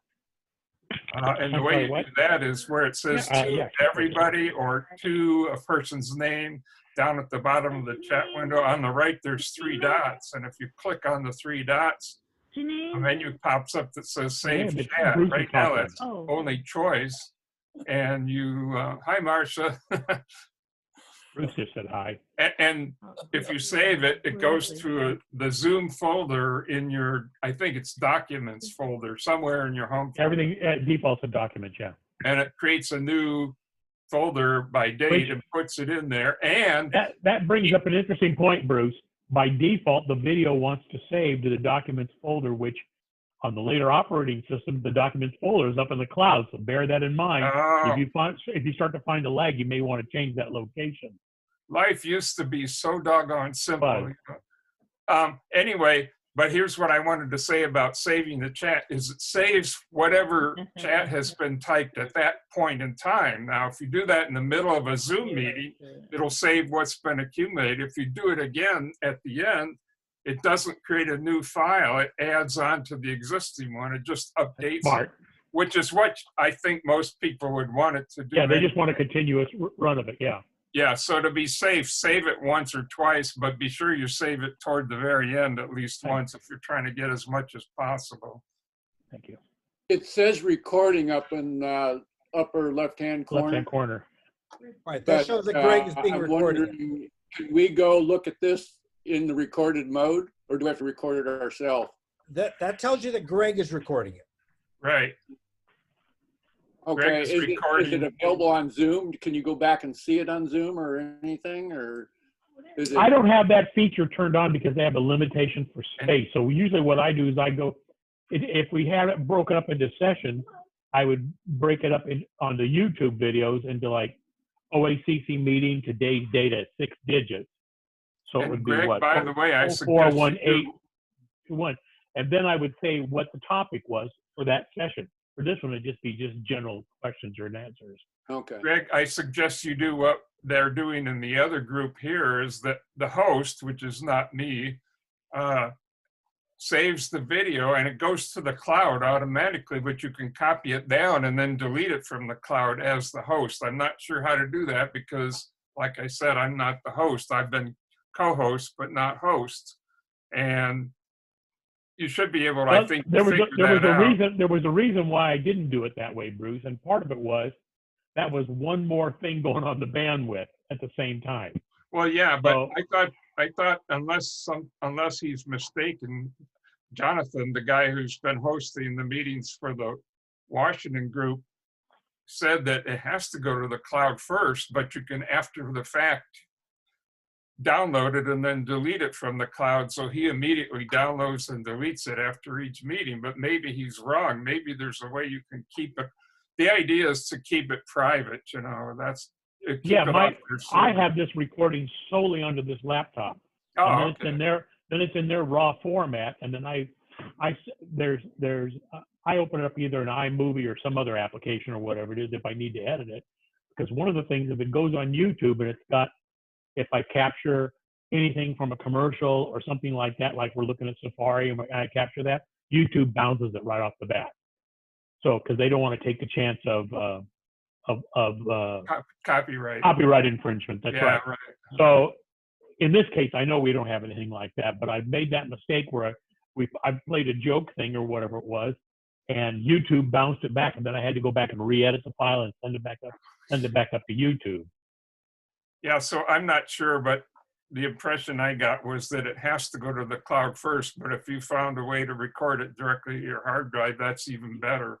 Yeah, Keep it because out. like I said, I was having a problem, especially if Marsha was online and doing something that I think I was starting to hit bandwidth limits, and maybe part of it's this laptop too. I don't know. Yeah, we were pulling it off the cloud mainly for privacy reasons, but bandwidth could be a reason too while the meeting's in progress. Not everybody has high speed, super high speed fiber optic lines, you know. No, I get like a 30 download, but the upload is the slow part. It's usually only like 4 or 5, Right. you know. Too bad I'm not the host. I have 100 megabytes up and down here on the I'll be fiber. willing to let you do it, Bruce, if you want to. I don't think I want that job.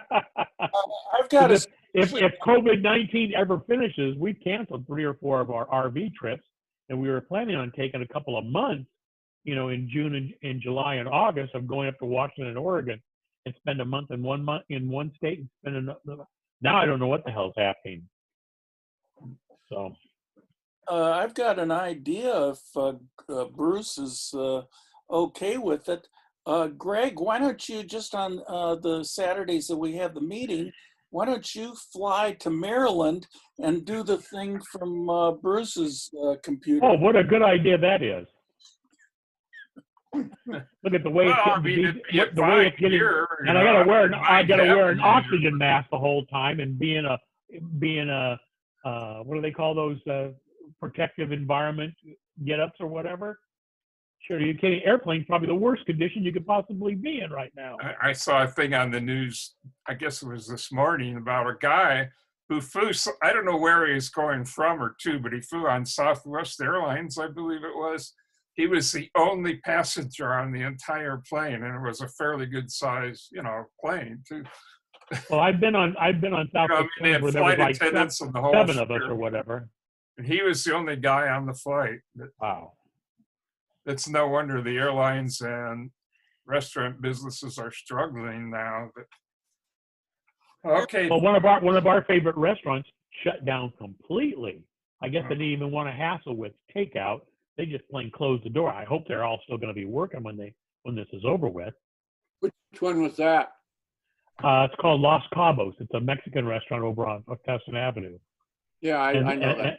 And it's Yeah, really I great like that food. one. I really like that. We used to go there regular. You know, we'd either order it over the phone and drive over and pick it up, or we'd just go in there. So I figured, no big deal. So I call them, and their answering machine doesn't say. It's basically mailbox full kind of a deal. So I drove over there, and sure as hell, they're closed on Mondays anyway. But I went over there like on a Wednesday or Thursday, and it just says closed. That's it, closed. Hey, Steve, Robert, speaking of mailbox full, about a week ago, I tried to phone you and your mailbox was full. I sent you an email on it. Did you receive it? Yes, and I immediately called myself and left a voicemail. Really? But the mailbox was full, so he couldn't leave himself a voicemail. Yeah, it worked. It worked fine. But that isn't the first time that I've called your number and gotten a. Let me check my block list again, Bart. Well, I haven't called you since then, but you know. I don't have anybody in my block list, so you're not special. Everyone can call. Anyone can call. But I did check, and it seemed to be working after you said that. Okay, well, when you get a chance, call me just to say hello and shoot the breeze. Okay, very good. We'll do. What? You talking to me? All right, guys. Okay, Very good. Good Thank talking you to very you. much, Stay Greg. well, all of you. Very We're good. going to have another meeting on the usual second Saturday of the month, or what? No, not yet. That's what. Hang on a second. Here, put this on. Janine, Yeah, where I can't see your picture. Oh, there you are. on the I'm bottom. here. I wanted to say hi to you. How you doing? Yeah, waiting for you guys to be able to come here. I know. We want to come up. Oops. Who's ever talking gets the big screen, Marcia. Oh, okay. When she starts talking again, she'll come back. Yeah, yeah. I mean, I know things are really dicey right now, and we're Yeah. supposed to be sheltering in place, and right now I'm just having to have people bring me groceries and stuff like that, so I'm still here. But I it's difficult, and I wish I could share and be with all of you. So anybody, when you're able, you're invited to come by and share Oregon. Oh, we would appreciate that. We really want to come back up there. We really had a good time and enjoyed being with you. Yeah, it's fun, and I miss the in-person meetings too. But this is wonderful. This is really, really good. I'm glad. I'm thankful for this. Is sharing Oregon, is that like drinking Canada dry? Well, it means you go out and you get to sit next to the river, and What just river is that? the Rogue River. It's big, it's cold, and don't get in it. And people die every year from getting into that river. Even if they raft and they fall out, it's not a good thing. But it's beautiful. It's really, and one of the things that is so nice here, I noticed it when I moved up here, the air is so pure. It's so good. We used to live near that power plant in Fountain Valley, Huntington Beach area there. Oh, yeah. And I didn't realize it, but I was all sorts of getting COPD issues there from all of the soot from that plant.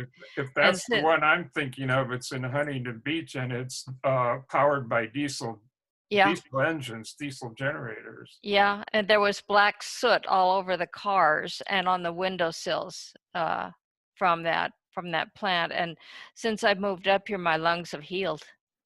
It was huge. Where in Oregon are you? I'm in a little town called Shady Cove. It's about 20 miles north of Medford, Medford is about 20 to 30 miles north of the Oregon-California border. Okay, I have a rough idea where you are. When I was in the Air Force, I was at the station at Klamath Falls. Yeah, well, okay, that's about an hour's drive east of us. Right. Yeah, I haven't been to the town you're in, but I've been to Medford, of course. Well, you need to come here. It's beautiful. Yeah, we're talking about the 1960s. Yeah. How's your new computer? I'm struggling with it. I love it. I love this screen, especially. It is amazing. But I'm struggling to get my all that 32-bit stuff that I have on my old computer onto this new one with parallels. It's driving me crazy, but I've got some ideas now to see if I can fix it. I just need to get it. If I can get that fixed and get my old 32-bit stuff over to work with parallels, then I'm good to go with one computer. Okay, I'm going to give Greg the headset again. Okay, nice talking to you. You too. Bye-bye. Everyone, I'm going to grab the screen again for a moment. Yeah. I'll let Greg know that. Greg, I'm going to grab the screen share again. Okay. Because I did a little bit more investigation and I found my. Well, believe it or not, there's one off of the App Store. Pardon me? Well, I found Mouse Posse. Everybody can see my desktop now? Yep. Yeah. And what you can see is that I imagine you can see the white light around my cursor. Yeah. Right. And when I click, you can see the result of that. Oh yeah. Or you can see that I'm clicking, etc. My clicking displays the red dot. Right. It selects. It allows everyone to see to more easily follow the cursor when I'm moving it around. What's Mouse the Posse? Posse. Can you see the Mouse Posse up here? Yeah. It is. Let me go back and bring up my. The page is Boinx Connect, BOINX.com. Yeah, I've And, got some of their software. I've got some of the blank software. Right. The problems I was having was in our enhanced security world is there's a lot of accessibility allowance that you have to give to this program, and then you have to quit it and reopen it. But anyways, I thought it might be handy for anyone who might want to be sharing their screen and showing other people other stuff, how it all works. How much So, does it cost? there you go. Yeah, it's a very handy kind of item that when you're sharing screens. Yeah. That's Looks like a laser pointer. Yep. Robert, good. what does it cost? Pardon me? What Well, does it I'm using it in the free mode at the moment, or the trial mode. Let's see. Here's the, it's here. Licenses. And licenses. Not for, so I'm using not for resale. Here's the down, news, feedback, help.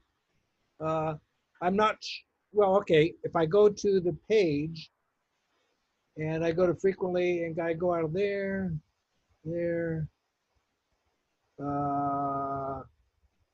mouse posse,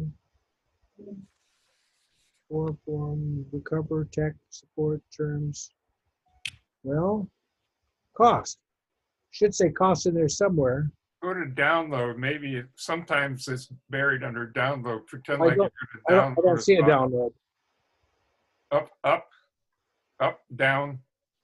Go down there, right there. Oh, right. Well, that just shows me, no, I've been there. That wasn't it. But what if you click on download? Doesn't it give you a thing then, or does Oh, it just start download? It merely says, go ahead and it merely gives you the option. It just downloads it. Well, that means it's one of two things. Either it's freeware or else it's so expensive that they don't want you to know how much it's going to cost you until you've already spent the money. Right. Yeah. Well, Robert, if I can take that away from you, let me show you the one that I got off the App Store. Sure. There you go. I think it's back to you. This one's called Cursor Pro. See what it looks like here? Oh, yeah. Right. Oh, yeah. The blue circle. Yeah, that color is picked up from whatever color you've got picked in your color selection or your highlight. And you can change a few things about it. You can make the mouse a little bit bigger, but you can do that anyway. And is that a free? No, it's $8. Okay. Well, I haven't yet figured out how much, what, amazing. The nice thing is this one goes away when you don't move the mouse. The cursor just stays normal. As soon as you start to move the mouse, it comes back. Right, exactly. And I'm well betting that that's one of the many features of this mouse posse. There's a lot of preferences. There's a ton of preferences that you can do on this thing. I think I like the one you've got better. I like that one, yeah. Yeah. So anyways, it is handy, and yeah, it has a deactivate after X number of seconds on mine. And how do you start it again then? Where do you get? Is it just in the preferences? In the preferences is where it that you allow it to. Well, is it an app that you see on the bottom? It is an app, and it also installs in the menu bar if you choose. Okay. So once you're in the menu bar, you have access to all different kinds of things. All right. Okay. So anyways, it's fun if you're involved in screen sharing at all. Thank you. Yep. Cool. Yep. I like that. All right, guys. All right. Thank you. Thanks, everybody. Thanks. I'll stay on. Greg, I'll send you that file, and then you can send